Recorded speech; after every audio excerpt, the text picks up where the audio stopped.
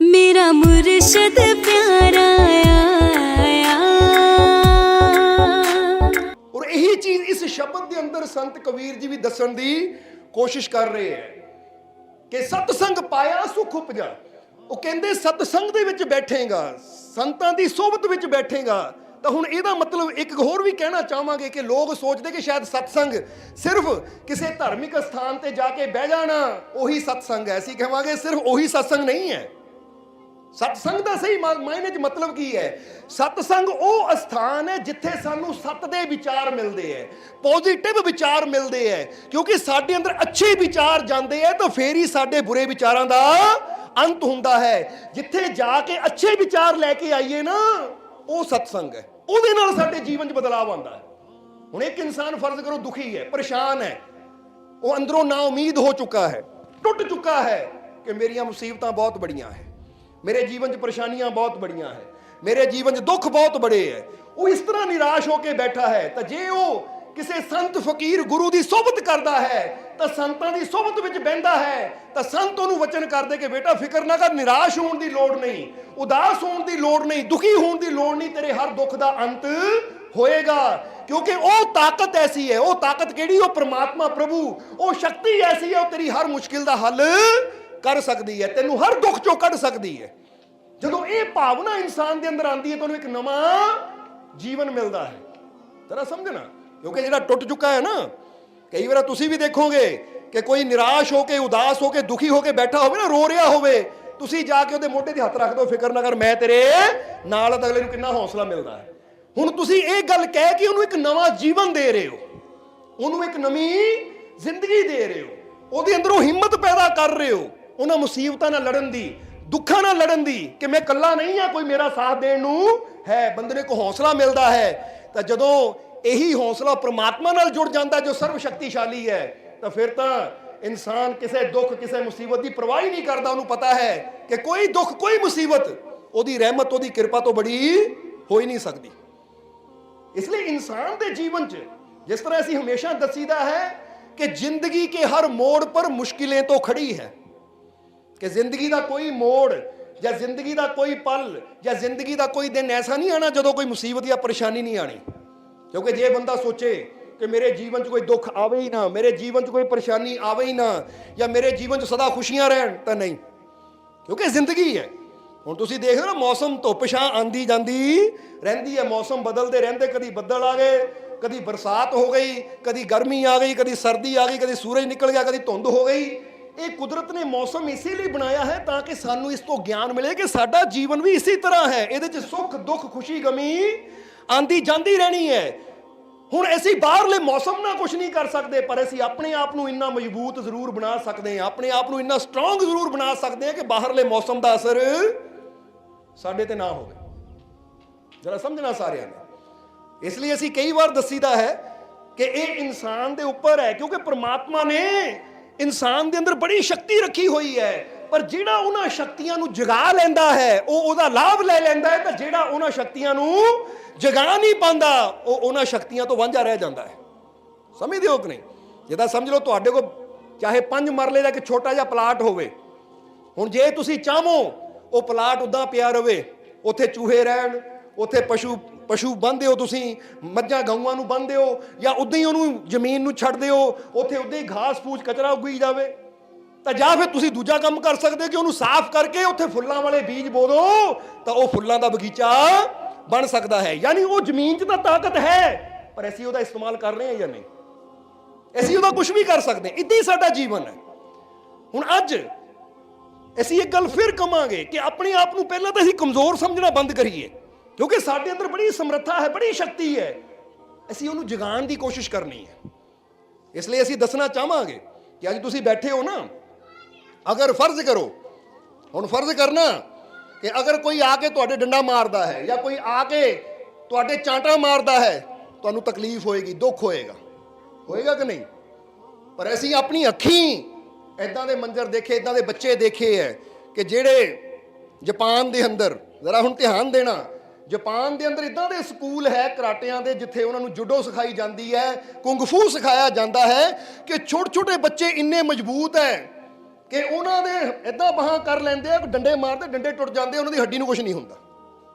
ਜਰਾ ਸਮਝਣਾ ਸਾਰਿਆਂ ਨੇ, ਉਹ ਸਿਰ ਦੇ ਨਾਲ ਇੱਟਾਂ ਤੋੜੀ ਜਾਂਦੇ ਆ। ਤੁਸੀਂ YouTube ਤੇ ਵੀ ਦੇਖ ਸਕਦੇ ਹੋ ਕਿ ਉਹ ਇੱਟ 'ਚ ਸਿਰ ਮਾਰਦੇ ਆ, ਇੱਟ ਟੁੱਟ ਜਾਂਦੀ ਹੈ ਪਰ ਸਿਰ ਨੂੰ ਕੁਝ ਨਹੀਂ ਹੁੰਦਾ। ਉਹ 10-10 ਇੱਟਾਂ ਰੱਖੀਆਂ ਹੁੰਦੀਆਂ, ਹੱਥ ਮਾਰ ਕੇ ਹੀ ਇੱਟਾਂ ਤੋੜ ਦਿੰਦੇ ਆ। ਹੁਣ ਉਹਨਾਂ ਅੰਦਰੋਂ ਸ਼ਕਤੀ ਕਿੱਥੋਂ ਆਈ? ਇਹ ਸਵਾਲ ਕਰ ਰਹੇ ਆ ਤੁਹਾਨੂੰ, ਕਿੱਥੋਂ ਆਈ ਸ਼ਕਤੀ? ਕਿਤੇ ਬਾਹਰੋਂ ਨਹੀਂ ਆਈ। ਪ੍ਰੈਕਟਿਸ ਕਰ ਕਰਕੇ ਉਹਨਾਂ ਨੇ ਆਪਣੇ ਆਪ ਨੂੰ ਇੰਨਾ ਮਜ਼ਬੂਤ ਬਣਾ ਲਿਆ ਕਿ ਡਾਂਗਾਂ ਟੁੱਟ ਜਾਂਦੀਆਂ, ਇੱਟਾਂ ਟੁੱਟ ਜਾਂਦੀਆਂ, ਪਰ ਉਹਨਾਂ ਨੂੰ ਕੁਝ ਹੋ ਹੀ ਨਹੀਂ ਪਾਉਂਦਾ। ਔਰ ਇੱਥੇ ਬੰਦੇ ਨੂੰ ਮਾੜੀ ਜਿਹੀ ਸੱਟ ਲੱਗ ਜਾਵੇ, ਕਿਤੇ ਤੁਰਿਆ ਜਾਂਦਾ ਕੁਰਸੀ 'ਚ ਵੱਜ ਜਾਵੇ, ਤੁਰਿਆ ਜਾਂਦਾ ਟੇਬਲ 'ਚ ਵੱਜ ਜਾਵੇ, ਤਾਂ ਬੰਦਾ ਗੋਡਾ ਫੜ ਕੇ ਬਹਿ ਜਾਂਦਾ ਹੈ, ਰੋਣਾ ਸ਼ੁਰੂ ਕਰ ਦਿੰਦਾ ਕਿ ਹਾਏ ਮੇਰੇ ਸੱਟ ਲੱਗ ਗਈ। ਜ਼ਰਾ ਸੋਚੋ, ਤਾਕਤ ਵੀ ਸਾਡੇ ਅੰਦਰ ਹੈ ਤਾਂ ਕਮਜ਼ੋਰੀ ਵੀ ਸਾਡੇ ਅੰਦਰ ਹੈ। ਇਸ ਲਈ ਇਹਨੂੰ ਇਦਾਂ ਕਹਿ ਲਓ ਕਿ ਈਸ਼ਵਰ ਪ੍ਰਮਾਤਮਾ ਵੀ ਸਾਡੇ ਅੰਦਰ ਹੈ। ਜਿੱਦਾਂ ਕਹਿ ਲਓ ਪੋਜ਼ਿਟਿਵਿਟੀ ਵੀ ਸਾਡੇ ਅੰਦਰ ਹੈ ਤਾਂ ਨੈਗੇਟਿਵਿਟੀ ਵੀ ਸਾਡੇ ਅੰਦਰ ਹੈ। ਤੁਸੀਂ ਅੱਛਾ ਵੀ ਸੋਚ ਸਕਦੇ ਹੋ, ਤੁਸੀਂ ਬੁਰਾ ਵੀ ਸੋਚ ਸਕਦੇ ਹੋ। ਤੁਸੀਂ ਆਪਣੇ ਜੀਵਨ ਨੂੰ ਪ੍ਰਮਾਤਮਾ ਦਾ ਰੂਪ ਵੀ ਬਣਾ ਸਕਦੇ ਹੋ ਤਾਂ ਤੁਸੀਂ ਸ਼ੈਤਾਨ ਦਾ ਰੂਪ ਵੀ ਬਣ ਸਕਦੇ ਹੋ, ਕਿਉਂਕਿ ਸਭ ਕੁਝ ਕਿੱਥੇ ਹੈ? ਆਪਣੇ ਅੰਦਰ ਹੈ। ਇਸ ਲਈ ਸਭ ਤੋਂ ਪਹਿਲਾਂ ਤਾਂ ਸਾਨੂੰ ਇੱਕ ਫੈਸਲਾ ਕਰਨਾ ਪਏਗਾ, ਅਸੀਂ ਬਣਨਾ ਕੀ ਚਾਹੁੰਦੇ ਹਾਂ। ਸਮਝਦੇ ਹੋ ਕਿ ਨਹੀਂ? ਅਸੀਂ ਬਣਨਾ ਕੀ ਚਾਹੁੰਦੇ ਹਾਂ? ਕੀ ਬਣਨਾ ਚਾਹੁੰਦੇ ਹੋ ਤੁਸੀਂ? ਅੱਛੇ ਬਣਨਾ ਚਾਹੁੰਦੇ ਹੋ ਜਾਂ ਬੁਰੇ? ਅੱਛੇ ਬਣਨਾ ਚਾਹੁੰਦੇ ਹੋ ਨਾ, ਤੰਦਰੁਸਤ ਹੋਣਾ ਚਾਹੁੰਦੇ ਹੋ ਨਾ, ਕਾਮਯਾਬ ਹੋਣਾ ਚਾਹੁੰਦੇ ਹੋ ਨਾ, ਤਾਂ ਫਿਰ ਜਿੱਦਾਂ ਦੱਸਿਆ ਹੀ ਕਿ ਜੀवन के हर मोड़ पर मुश्किलें तो खड़ी है मगर जीतता तो वही है जिसकी सोच बड़ी है। कि जे मैं जितना चाहता, अच्छा बनना चाहता, तो सब तो पहला मैनू अपनी सोच नू भी बड़ा करना पैना है। बोलो समझते हो कि नहीं? ਅੱਜ ਕੀ ਹੁੰਦਾ ਹੈ ਕਿ ਇਨਸਾਨ ਅੰਦਰ ਅਗਰ ਛੋਟੀ ਜਿਹੀ ਵੀ ਕਮੀ ਹੈ ਨਾ, ਕੋਈ ਬੁਰਾਈ ਹੈ, ਫਰਜ਼ ਕਰੋ ਬੰਦੇ ਨੂੰ ਕ੍ਰੋਧ ਆਂਦਾ ਹੈ, ਫਰਜ਼ ਕਰੋ ਬੰਦੇ ਅੰਦਰ ਕੋਈ ਨਸ਼ਾ ਕਰਨ ਦੀ ਆਦਤ ਹੈ, ਜਾਂ ਬੰਦੇ ਨੂੰ ਗਾਲੀ ਦੇਣ ਦੀ ਆਦਤ ਹੈ, ਝੂਠ ਬੋਲਣ ਦੀ ਆਦਤ ਹੈ, ਯਾਨੀ ਕਿਸੇ ਕਿਸਮ ਦੀ ਵੀ ਇਨਸਾਨ ਅੰਦਰ ਅਗਰ ਬੁਰਾਈ ਹੈ ਨਾ, ਤਾਂ ਬੰਦਾ ਪਤਾ ਕੀ ਕਹਿੰਦਾ ਹੈ? ਯਾਰ ਮੇਰੇ ਤੋਂ ਛੁੱਟਦੀ ਨਹੀਂ ਹੈ, ਇਹ ਨਸ਼ਾ ਨਹੀਂ ਮੇਰੇ ਤੋਂ ਛੁੱਟਦਾ, ਇਹ ਬੁਰਾਈ ਨਹੀਂ ਮੇਰੇ ਤੋਂ ਛੁੱਟਦੀ, ਇਹ ਮੈਂ ਛੱਡ ਹੀ ਨਹੀਂ ਪਾਉਂਦਾ, ਮੈਂ ਬੜੀ ਕੋਸ਼ਿਸ਼ ਕਰਦਾ ਛੱਡ ਹੀ ਨਹੀਂ ਪਾਉਂਦਾ। ਇਹਦਾ ਮਤਲਬ ਕੀ ਹੈ? ਸੀ ਉਹ ਬੁਰਾਈ ਨੂੰ ਬੜਾ ਕਰ ਦਿੱਤਾ ਤਾਂ ਆਪਣੇ ਆਪ ਨੂੰ ਛੋਟਾ ਕਰ ਦਿੱਤਾ। ਹਾਲਾਂਕਿ ਹੋਣਾ ਕੀ ਚਾਹੀਦਾ ਸੀ? ਅਗਰ ਸਾਡੇ ਅੰਦਰ ਕੋਈ ਬੁਰਾਈ ਹੈ, ਫਰਜ਼ ਕਰੋ ਬੰਦਾ ਕਹਿੰਦਾ ਮੈਨੂੰ ਕੋਈ ਨਸ਼ੇ ਦੀ ਆਦਤ ਹੈ, ਚਾਹੇ ਸ਼ਰਾਬ ਦਾ ਨਸ਼ਾ ਹੈ, ਕਿਸੇ ਡਰੱਗ ਦਾ ਨਸ਼ਾ ਹੈ, ਭੰਗ ਦਾ ਨਸ਼ਾ, ਅਫੀਮ ਦਾ ਨਸ਼ਾ ਹੈ, ਜਾਂ ਕੋਈ ਵੀ ਨਸ਼ਾ ਹੈ, ਆਦਤ ਹੈ ਮੇਰੀ, ਤਾਂ ਮੈਨੂੰ ਇਹ ਨਹੀਂ ਕਹਿਣਾ ਚਾਹੀਦਾ ਮੇਰੇ ਤੋਂ ਛੁੱਟਦੀ ਨਹੀਂ ਹੈ, ਕਿਉਂਕਿ ਜਦੋਂ ਮੈਂ ਕਹਿੰਦਾ ਮੇਰੇ ਤੋਂ ਛੁੱਟਦੀ ਨਹੀਂ, ਅਸੀਂ ਉਹਨੂੰ ਤਾਕਤਵਰ ਕਰ ਦਿੰਦੇ ਤਾਂ ਆਪਣੇ ਆਪ ਨੂੰ ਛੋਟਾ ਕਰ ਦਿੰਦੇ ਆ। ਬਲਕਿ ਸਾਨੂੰ ਕਹਿਣਾ ਚਾਹੀਦਾ ਹੈ ਕਿ ਮੇਰੇ ਅੰਦਰ ਕੋਈ ਵੀ ਚੀਜ਼ ਹੋਵੇ, ਮੇਰੇ ਕੋਲ ਤਾਕਤ ਹੈ, I have the power to end my evils। ਮੇਰੇ ਕੋਲ ਤਾਕਤ ਹੈ ਆਪਣੀ ਹਰ ਬੁਰਾਈ ਨੂੰ ਖਤਮ ਕਰਨ ਦੀ, ਕਿਉਂਕਿ ਮੇਰੇ ਅੰਦਰ ਹੈ, ਔਰ ਜਿਹੜੀ ਚੀਜ਼ ਮੇਰੇ ਅੰਦਰ ਹੈ ਮੇਰੇ ਤੋਂ ਬੜੀ ਹੋ ਹੀ ਨਹੀਂ ਸਕਦੀ। ਜਦੋਂ ਇਨਸਾਨ ਇਹ ਸੋਚ ਲੈਂਦਾ ਇਹ ਮੈਂ ਕਰ ਸਕਦਾ ਹੈ, I can do it, ਮੈਂ ਇਹ ਕਰ ਸਕਦਾ ਹੈ, ਤਾਂ ਫਿਰ ਬੰਦਾ ਕਰਨ ਦੀ ਕੋਸ਼ਿਸ਼ ਵੀ ਕਰਦਾ ਹੈ। ਤਾਂ ਜਦੋਂ ਪਹਿਲੇ ਬੰਦਾ ਸੋਚ ਲਵੇ, ਹੁਣ ਜਿਹਨੂੰ ਗੱਡੀ ਚਲਾਣੀ ਨਹੀਂ ਆਉਂਦੀ ਨਾ, ਉਹਨੂੰ ਕਹੋ ਭਾਈ ਗੱਡੀ ਚਲਾ ਲਓ, ਨਹੀਂ ਮੈਂ ਨਹੀਂ ਚਲਾ ਸਕਦਾ, ਮੇਰੇ ਤੋਂ ਨਹੀਂ ਚੱਲਣੀ, ਉਹ ਕਦੀ ਚਲਾ ਹੀ ਨਹੀਂ ਪਾਏਗਾ। ਤਾਂ ਜਿਹੜਾ ਬੰਦਾ ਕਹੇਗਾ ਠੀਕ ਹੈ ਚਲਾਣੀ ਨਹੀਂ ਆਉਂਦੀ ਪਰ ਮੈਂ ਕੋਸ਼ਿਸ਼ ਕਰੂੰਗਾ, ਮੈਂ ਪ੍ਰੈਕਟਿਸ ਕਰੂੰਗਾ, ਉਹ ਪ੍ਰੈਕਟਿਸ ਕਰਨ ਦੇ ਨਾਲ, ਕੋਸ਼ਿਸ਼ ਕਰਨ ਦੇ ਨਾਲ ਹੀ ਕੁਝ ਦਿਨਾਂ 'ਚ ਉਹ ਚਲਾ ਵੀ ਲੈਂਦਾ ਹੈ। ਯਾਨੀ ਸੋਚ। ਇਸ ਲਈ ਅਗਰ ਸਾਡੇ ਅੰਦਰ ਕੋਈ ਕਮੀ ਹੈ, ਅਗਰ ਸਾਡੇ ਅੰਦਰ ਕੋਈ ਬੁਰਾਈ ਹੈ ਔਰ ਅਸੀਂ ਉਹਨੂੰ ਛੱਡਣਾ ਚਾਹੁੰਦੇ ਹਾਂ, ਤਾਂ ਪਹਿਲੀ ਗੱਲ ਆਪਣੇ ਅੰਦਰ ਇਹ ਸੋਚ ਲਿਆਓ ਕਿ ਮੈਂ ਇਹ ਕਰ ਸਕਦਾ ਹਾਂ। ਥੋੜੀ ਮਿਹਨਤ ਕਰਨ ਦੀ ਲੋੜ ਹੈ ਮੈਨੂੰ, ਕਿਉਂਕਿ ਇੱਥੇ ਇੱਕ ਸਾਨੂੰ ਬੜਾ ਪਿਆਰਾ ਕਿੱਸਾ ਯਾਦ ਆ ਰਿਹਾ, ਚੰਦਰਗੁਪਤ ਮੌਰਿਆ, ਜੋ ਕਿ ਭਾਰਤ ਦਾ ਸਮਰਾਟ ਸੀ, ਔਰ ਉਹਦੇ ਨਾਲ ਉਹਨਾਂ ਦੇ ਗੁਰੂ ਸੀ ਚਣਕਿਆ। ਕਿਉਂਕਿ ਚਣਕਿਆ ਦੀ ਸਲਾਹ ਦੇ ਨਾਲ ਹੀ, ਚਣਕਿਆ ਦੇ ਦੱਸੇ ਹੋਏ ਮਾਰਗ ਤੇ ਚੱਲ ਕੇ ਹੀ ਚੰਦਰਗੁਪਤ ਭਾਰਤ ਦਾ ਰਾਜਾ ਬਣਿਆ ਸੀ, ਸਮਰਾਟ ਬਣਿਆ ਸੀ। ਜਰਾ ਹੁਣ ਸਮਝਣਾ, ਇਹ ਗੱਲ ਬੜੀ ਪਿਆਰੀ ਹੈ। ਕਹਿੰਦੇ ਜਦੋਂ ਚੰਦਰਗੁਪਤ ਮੌਰਿਆ ਨਾ ਜਵਾਨ ਸੀ, ਕਿਉਂਕਿ ਬਚਪਨ ਤੋਂ ਹੀ ਚਣਕਿਆ ਨੇ ਚੰਦਰਗੁਪਤ ਨੂੰ ਸਹੀ ਰਸਤਾ ਦਿਖਾਇਆ ਔਰ ਦੱਸਿਆ ਕਿ ਜ਼ਿੰਦਗੀ ਕਿੱਦਾਂ ਜੀਣੀ ਹੈ। ਅਗਰ ਸਮਰਾਟ ਬਣਨਾ ਹੈ, ਅਗਰ ਉਚਾਈਆਂ ਤੇ ਪਹੁੰਚਣਾ ਹੈ, ਸਿੰਘਾਸਨ ਤੇ ਬੈਠਣਾ ਹੈ, ਤਾਂ ਫਿਰ ਮਨ ਦੇ ਮਗਰ ਲੱਗ ਕੇ ਨਹੀਂ, ਗੁਰੂ ਮਗਰ ਲੱਗ ਕੇ ਇਨਸਾਨ ਕਾਮਯਾਬੀ ਦੀਆਂ ਉਚਾਈਆਂ ਤੇ ਪਹੁੰਚ ਸਕਦਾ ਹੈ। ਤਾਂ ਉਸ ਲਈ ਹੁਣ ਦੱਸਣਾ ਚਾਹਾਂਗੇ ਘਟਨਾ ਕਿ ਚੰਦਰਗੁਪਤ ਜਦੋਂ ਜਵਾਨ ਸੀ ਹੋਇਆ ਨਾ, ਤਾਂ ਉਹਨੂੰ ਕਿਸੇ ਲੜਕੀ ਨਾਲ ਪਿਆਰ ਹੋ ਗਿਆ। ਤਾਂ ਉਹਨੇ ਆਪਣੇ ਗੁਰੂ ਚਣਕਿਆ ਨੂੰ ਦੱਸਿਆ ਕਿ ਮਹਾਰਾਜ ਮੈਨੂੰ ਉਸ ਲੜਕੀ ਨਾਲ ਪਿਆਰ ਹੋ ਗਿਆ। ਤਾਂ ਚਣਕਿਆ ਨੇ ਕਿਹਾ ਇੱਥੇ ਬੰਦ ਕਰ ਦੇ, ਰੋਕ ਦੇ ਇਹਨੂੰ, ਰੋਕ ਦੇ, ਤਿਆਗ ਕਰਨਾ ਪੈਣਾ ਤੈਨੂੰ। ਹੁਣ ਜ਼ਰਾ ਧਿਆਨ ਦੇਣ ਵਾਲੀ ਗੱਲ ਹੈ। ਉਹ ਕਹਿੰਦੇ ਰੋਕ ਇਸ ਨੂੰ, ਇਹਨੂੰ ਬੰਦ ਕਰ, ਇਹ ਚੀਜ਼ ਨੂੰ ਇੱਥੇ ਹੀ ਰੋਕਣਾ ਪੈਣਾ ਹੈ। ਉਹ ਉਹ ਕਹਿੰਦਾ ਮਹਾਰਾਜ ਕੀ ਭਾਰਤ ਦਾ ਸਮਰਾਟ ਬਣਨ ਵਾਸਤੇ ਇੰਨੇ ਤਿਆਗ ਕਰਨੇ ਜ਼ਰੂਰੀ ਹੈ? ਕਿਉਂਕਿ ਚਣਕਿਆ ਨੇ ਕਿਹਾ ਤੂੰ ਕਿਹੜੇ ਰਸਤੇ ਜਾ ਰਿਹਾ, ਮੈਂ ਤੈਨੂੰ ਕਿੱਥੇ ਲੈ ਕੇ ਜਾਣਾ ਚਾਹੁੰਦਾ ਆ, ਤੂੰ ਕਿਸ ਰਸਤੇ ਜਾ ਰਿਹਾ? ਉਹ ਕਹਿੰਦਾ ਜੀ ਕੀ ਭਾਰਤ ਦਾ ਸਮਰਾਟ ਬਣਨ ਵਾਸਤੇ ਇਹ ਤਿਆਗ ਜ਼ਰੂਰੀ ਹੈ? ਤਾਂ ਉਸ ਲਈ ਚਣਕਿਆ ਨੇ ਕਿਹਾ ਹਾਂ ਬੇਟਾ ਇਹ ਤਿਆਗ ਜ਼ਰੂਰੀ ਹੈ, ਕਿਉਂਕਿ ਅਗਰ ਇਹ ਤਿਆਗ ਨਾ ਕਰਨੇ ਪੈਣ ਤਾਂ ਹਰ ਕੋਈ ਸਮਰਾਟ ਬਣ ਜਾਵੇ। ਸਮਰਾਟ ਉਹੀ ਬਣ ਸਕਦਾ ਜਿਹੜਾ ਬੜੇ ਬੜੇ ਤਿਆਗ ਕਰਨ ਨੂੰ, ਆਪਣੀਆਂ ਇੱਛਾਵਾਂ ਨੂੰ ਮਾਰਨ ਨੂੰ ਤਿਆਰ ਹੁੰਦਾ ਹੈ, ਕਾਮਯਾਬ ਉਹੀ ਹੋ ਜਾਂਦਾ ਹੈ। ਹੁਣ ਅੱਜ ਬੰਦਾ ਕਾਮਯਾਬ ਤਾਂ ਹੋਣਾ ਚਾਹੁੰਦਾ ਹੈ, ਜਿੱਦਾਂ ਹੀ ਤੁਹਾਨੂੰ ਪੁੱਛਿਆ ਕਾਮਯਾਬ ਹੋਣਾ ਚਾਹੁੰਦੇ ਹੋ ਨਾ, ਚਾਹੁੰਦੇ ਹੋ ਨਾ ਕਾਮਯਾਬ ਹੋਣਾ? ਹੁਣ ਕਾਮਯਾਬ ਤਾਂ ਬੰਦਾ ਹੋਣਾ ਚਾਹੁੰਦਾ, ਪਰ ਤਿਆਗਣ ਨੂੰ ਕੀ ਤਿਆਰ ਹੈ? ਹੁਣ ਜਰਾ ਪੁੱਛ ਕੇ ਦੇਖੋ ਆਪਣੇ ਆਪ ਨੂੰ, ਮੈਂ ਕਾਮਯਾਬ ਹੋਣਾ ਚਾਹੁੰਦਾ ਹਾਂ ਤਾਂ ਕੀ ਮੈਂ ਨੀਂਦ ਦਾ ਤਿਆਗ ਕਰਨ ਨੂੰ ਤਿਆਰ? ਜਰਾ ਹੁਣ ਗੌਰ ਕਰਨਾ। ਅੱਜ ਬੰਦਾ ਕਾਮਯਾਬੀ ਤਾਂ ਚਾਹੁੰਦਾ, ਜਿੱਦਾਂ ਸਮਝ ਲੈ ਇੱਕ ਬੱਚਾ ਇਹ ਤਾਂ ਚਾਹੁੰਦਾ ਕਿ ਮੈਂ ਬੜਾ ਅਫਸਰ ਬਣਾ, ਪਰ ਕੀ ਮੈਂ ਪੜ੍ਹਨ ਨੂੰ ਤਿਆਰ? ਮੋਬਾਈਲ ਛੱਡਣ ਨੂੰ ਤਿਆਰ? ਆ ਟੀਵੀ ਛੱਡਣ ਨੂੰ ਤਿਆਰ? ਮਿਹਨਤ ਕਰਨ ਨੂੰ ਤਿਆਰ? ਫਾਲਤੂ ਦੀਆਂ ਗੱਪਾਂ ਛੱਪਾਂ ਮਾਰ ਕੇ ਜੋ ਮੈਂ ਟਾਈਮ ਖਰਾਬ ਕਰਦਾ, ਕੀ ਮੈਂ ਉਹ ਸਭ ਕੁਝ ਛੱਡਣ ਨੂੰ ਤਿਆਰ ਹੈ? ਕਿਉਂਕਿ ਜਿੱਡਾ ਵੱਡਾ ਮੈਂ ਤਿਆਗ ਕਰ ਸਕਦਾ ਹਾਂ ਉਨਾ ਜ਼ਿਆਦਾ ਮੈਂ ਉਚਾਈ ਤੇ ਪਹੁੰਚ ਸਕਦਾ। ਇਹਨੂੰ ਇਦਾਂ ਸਮਝ ਲਓ, ਕਿਸੇ ਨੇ ਪਹਾੜ ਦੇ ਸਿਖਰ ਤੇ ਪਹੁੰਚਣਾ ਹੋਵੇ ਨਾ, ਤਾਂ ਜਿੰਨਾ ਉਹਦੇ ਕੋਲ ਵਜਨ ਹੈ ਨਾ, ਉਹ ਕੱਲਾ ਕੱਲਾ ਵਜਨ ਛੱਡਣਾ ਪੈਂਦਾ, ਜਿੰਨਾ ਛੱਡਦਾ ਜਾਂਦਾ ਉਨਾ ਸਿਖਰ ਤੇ ਆਸਾਨੀ ਨਾਲ ਪਹੁੰਚਦਾ ਚਲਾ ਜਾਂਦਾ ਹੈ। ਇਸ ਲਈ ਜੇ ਜੀਵਨ 'ਚ ਕਾਮਯਾਬ ਹੋਣਾ ਚਾਹੁੰਦੇ ਹਾਂ, ਸਫਲ ਹੋਣਾ ਚਾਹੁੰਦੇ ਹਾਂ, ਤਾਂ ਫਿਰ ਦੇਖੋ ਮੇਰੇ ਅੰਦਰ ਕਿਹੜੀਆਂ ਕਮੀਆਂ ਹੈ, ਔਰ ਜਿੱਦਾਂ ਜਿੱਦਾਂ ਮੈਂ ਆਪਣੀਆਂ ਕਮੀਆਂ ਛੱਡਦਾ ਚਲਾ ਜਾਵਾਂਗਾ ਉਦਾਂ ਉਦਾਂ ਮੈਂ ਜੀਵਨ 'ਚ ਅੱਗੇ ਵੱਧਦਾ ਜਾ ਸਕਦਾ ਹਾਂ, ਕਾਮਯਾਬ ਹੁੰਦਾ ਜਾਵਾਂਗਾ। ਕਿਉਂਕਿ ਜਿੱਡਾ ਬੜਾ ਇਨਸਾਨ ਤਿਆਗ ਕਰਨ ਨੂੰ ਤਿਆਰ ਹੈ, ਉੱਡੀ ਬੜੀ ਮੰਜ਼ਿਲ ਵੀ ਪ੍ਰਮਾਤਮਾ ਉਹਨੂੰ ਦੇ ਦਿੰਦਾ ਹੈ। ਸੋ ਚਣਕਿਆ ਨੇ ਕਿਹਾ ਬੇਟਾ ਪਹਿਲਾਂ ਸਿੰਘਾਸਨ ਉਸ ਮੰਜ਼ਿਲ ਤੇ ਪਹੁੰਚ ਜਾ, ਬਾਕੀ ਸਾਰੀਆਂ ਚੀਜ਼ਾਂ ਆਪਣੇ ਆਪ ਤੇਰੇ ਮਗਰ ਆਣਗੀਆਂ। ਜੇ ਪਹਿਲਾਂ ਮੰਜ਼ਿਲ ਤੇ ਪਹੁੰਚਣ ਦੀ ਵੇ ਇਹਨਾਂ ਚੀਜ਼ਾਂ ਮਗਰ ਦੌੜੇਗਾ ਤਾਂ ਇਹਨਾਂ ਚੀਜ਼ਾਂ ਮਗਰ ਦੌੜਦੇ ਦੌੜਦੇ ਮੰਜ਼ਿਲ ਤੇਰੀ ਬਹੁਤ ਦੂਰ ਹੋ ਜਾਏਗੀ। ਇੱਥੇ ਨੌਜਵਾਨਾਂ ਨੂੰ ਸਲਾਹ ਦੇਣਾ ਚਾਹਾਂ, ਕਈ ਵਾਰ ਦੇਖਿਆ ਨਾ ਕਿ ਨੌਜਵਾਨ ਸਟੱਡੀ ਕਰਦੇ ਆ, ਪੜ੍ਹਾਈ ਕਰਦੇ, ਤਾਂ ਪੜ੍ਹਾਈ ਉਹ ਕਰਨੀ ਬੰਦ ਕਰਕੇ ਇਸ਼ਕ ਦੇ ਚੱਕਰ 'ਚ ਪੈ ਕੇ ਕੈਰੀਅਰ ਹੀ ਖਰਾਬ ਕਰ ਲੈਂਦੇ। ਬਾਅਦ ਚੋਂ ਕੀ ਹੁੰਦਾ ਹੈ, ਕੈਰੀਅਰ ਵੀ ਗਿਆ, ਨੌਕਰੀ ਵੀ ਨਹੀਂ ਮਿਲੀ, ਤਾਂ ਉਹ ਲੜਕੀ ਵੀ ਨਹੀਂ ਮਿਲੀ, ਕਿਉਂਕਿ ਘਰਦਿਆਂ ਨੇ ਦੇਖਿਆ ਭਾਈ ਇਹ ਤਾਂ ਮੁੰਡਾ ਹੀ ਬੇਕਾਰ ਹੈ, ਕੁੜੀ ਦੀ ਸ਼ਾਦੀ ਤਾਂ ਉੱਥੇ ਕਰਨੀ ਜਿਹੜਾ ਲਾਇਕ ਹੋਵੇ। ਤਾਂ ਜੇ ਤੁਸੀਂ ਪਹਿਲਾਂ ਕੈਰੀਅਰ ਤੇ ਧਿਆਨ ਦਿਓ, ਮੈਂ ਮਿਹਨਤ ਕਰਕੇ ਮੰਜ਼ਿਲ ਤੇ ਪਹੁੰਚਾਂ, ਤਾਂ ਫਿਰ ਖੁਸ਼ੀਆਂ ਤਾਂ ਆਪਣੇ ਆਪ ਹੀ ਮਗਰ ਆਣਗੀਆਂ। ਕਿਉਂਕਿ ਜਿਹੜਾ ਕਾਮਯਾਬ ਹੁੰਦਾ ਹੈ ਨਾ, ਉਹਦੇ ਨਾਲ ਹਰ ਕੋਈ ਜੁੜਨਾ ਪਸੰਦ ਕਰਦਾ ਹੈ। ਕਾਮਯਾਬ ਇਨਸਾਨ ਦੇ ਕੋਲ ਹਰ ਕੋਈ ਖੜਨਾ ਪਸੰਦ ਕਰਦਾ ਹੈ। ਕਾਮਯਾਬ ਇਨਸਾਨ ਦੇ ਕੋਲ ਹਰ ਕੋਈ ਜਾਣਾ ਪਸੰਦ ਕਰਦਾ ਹੈ।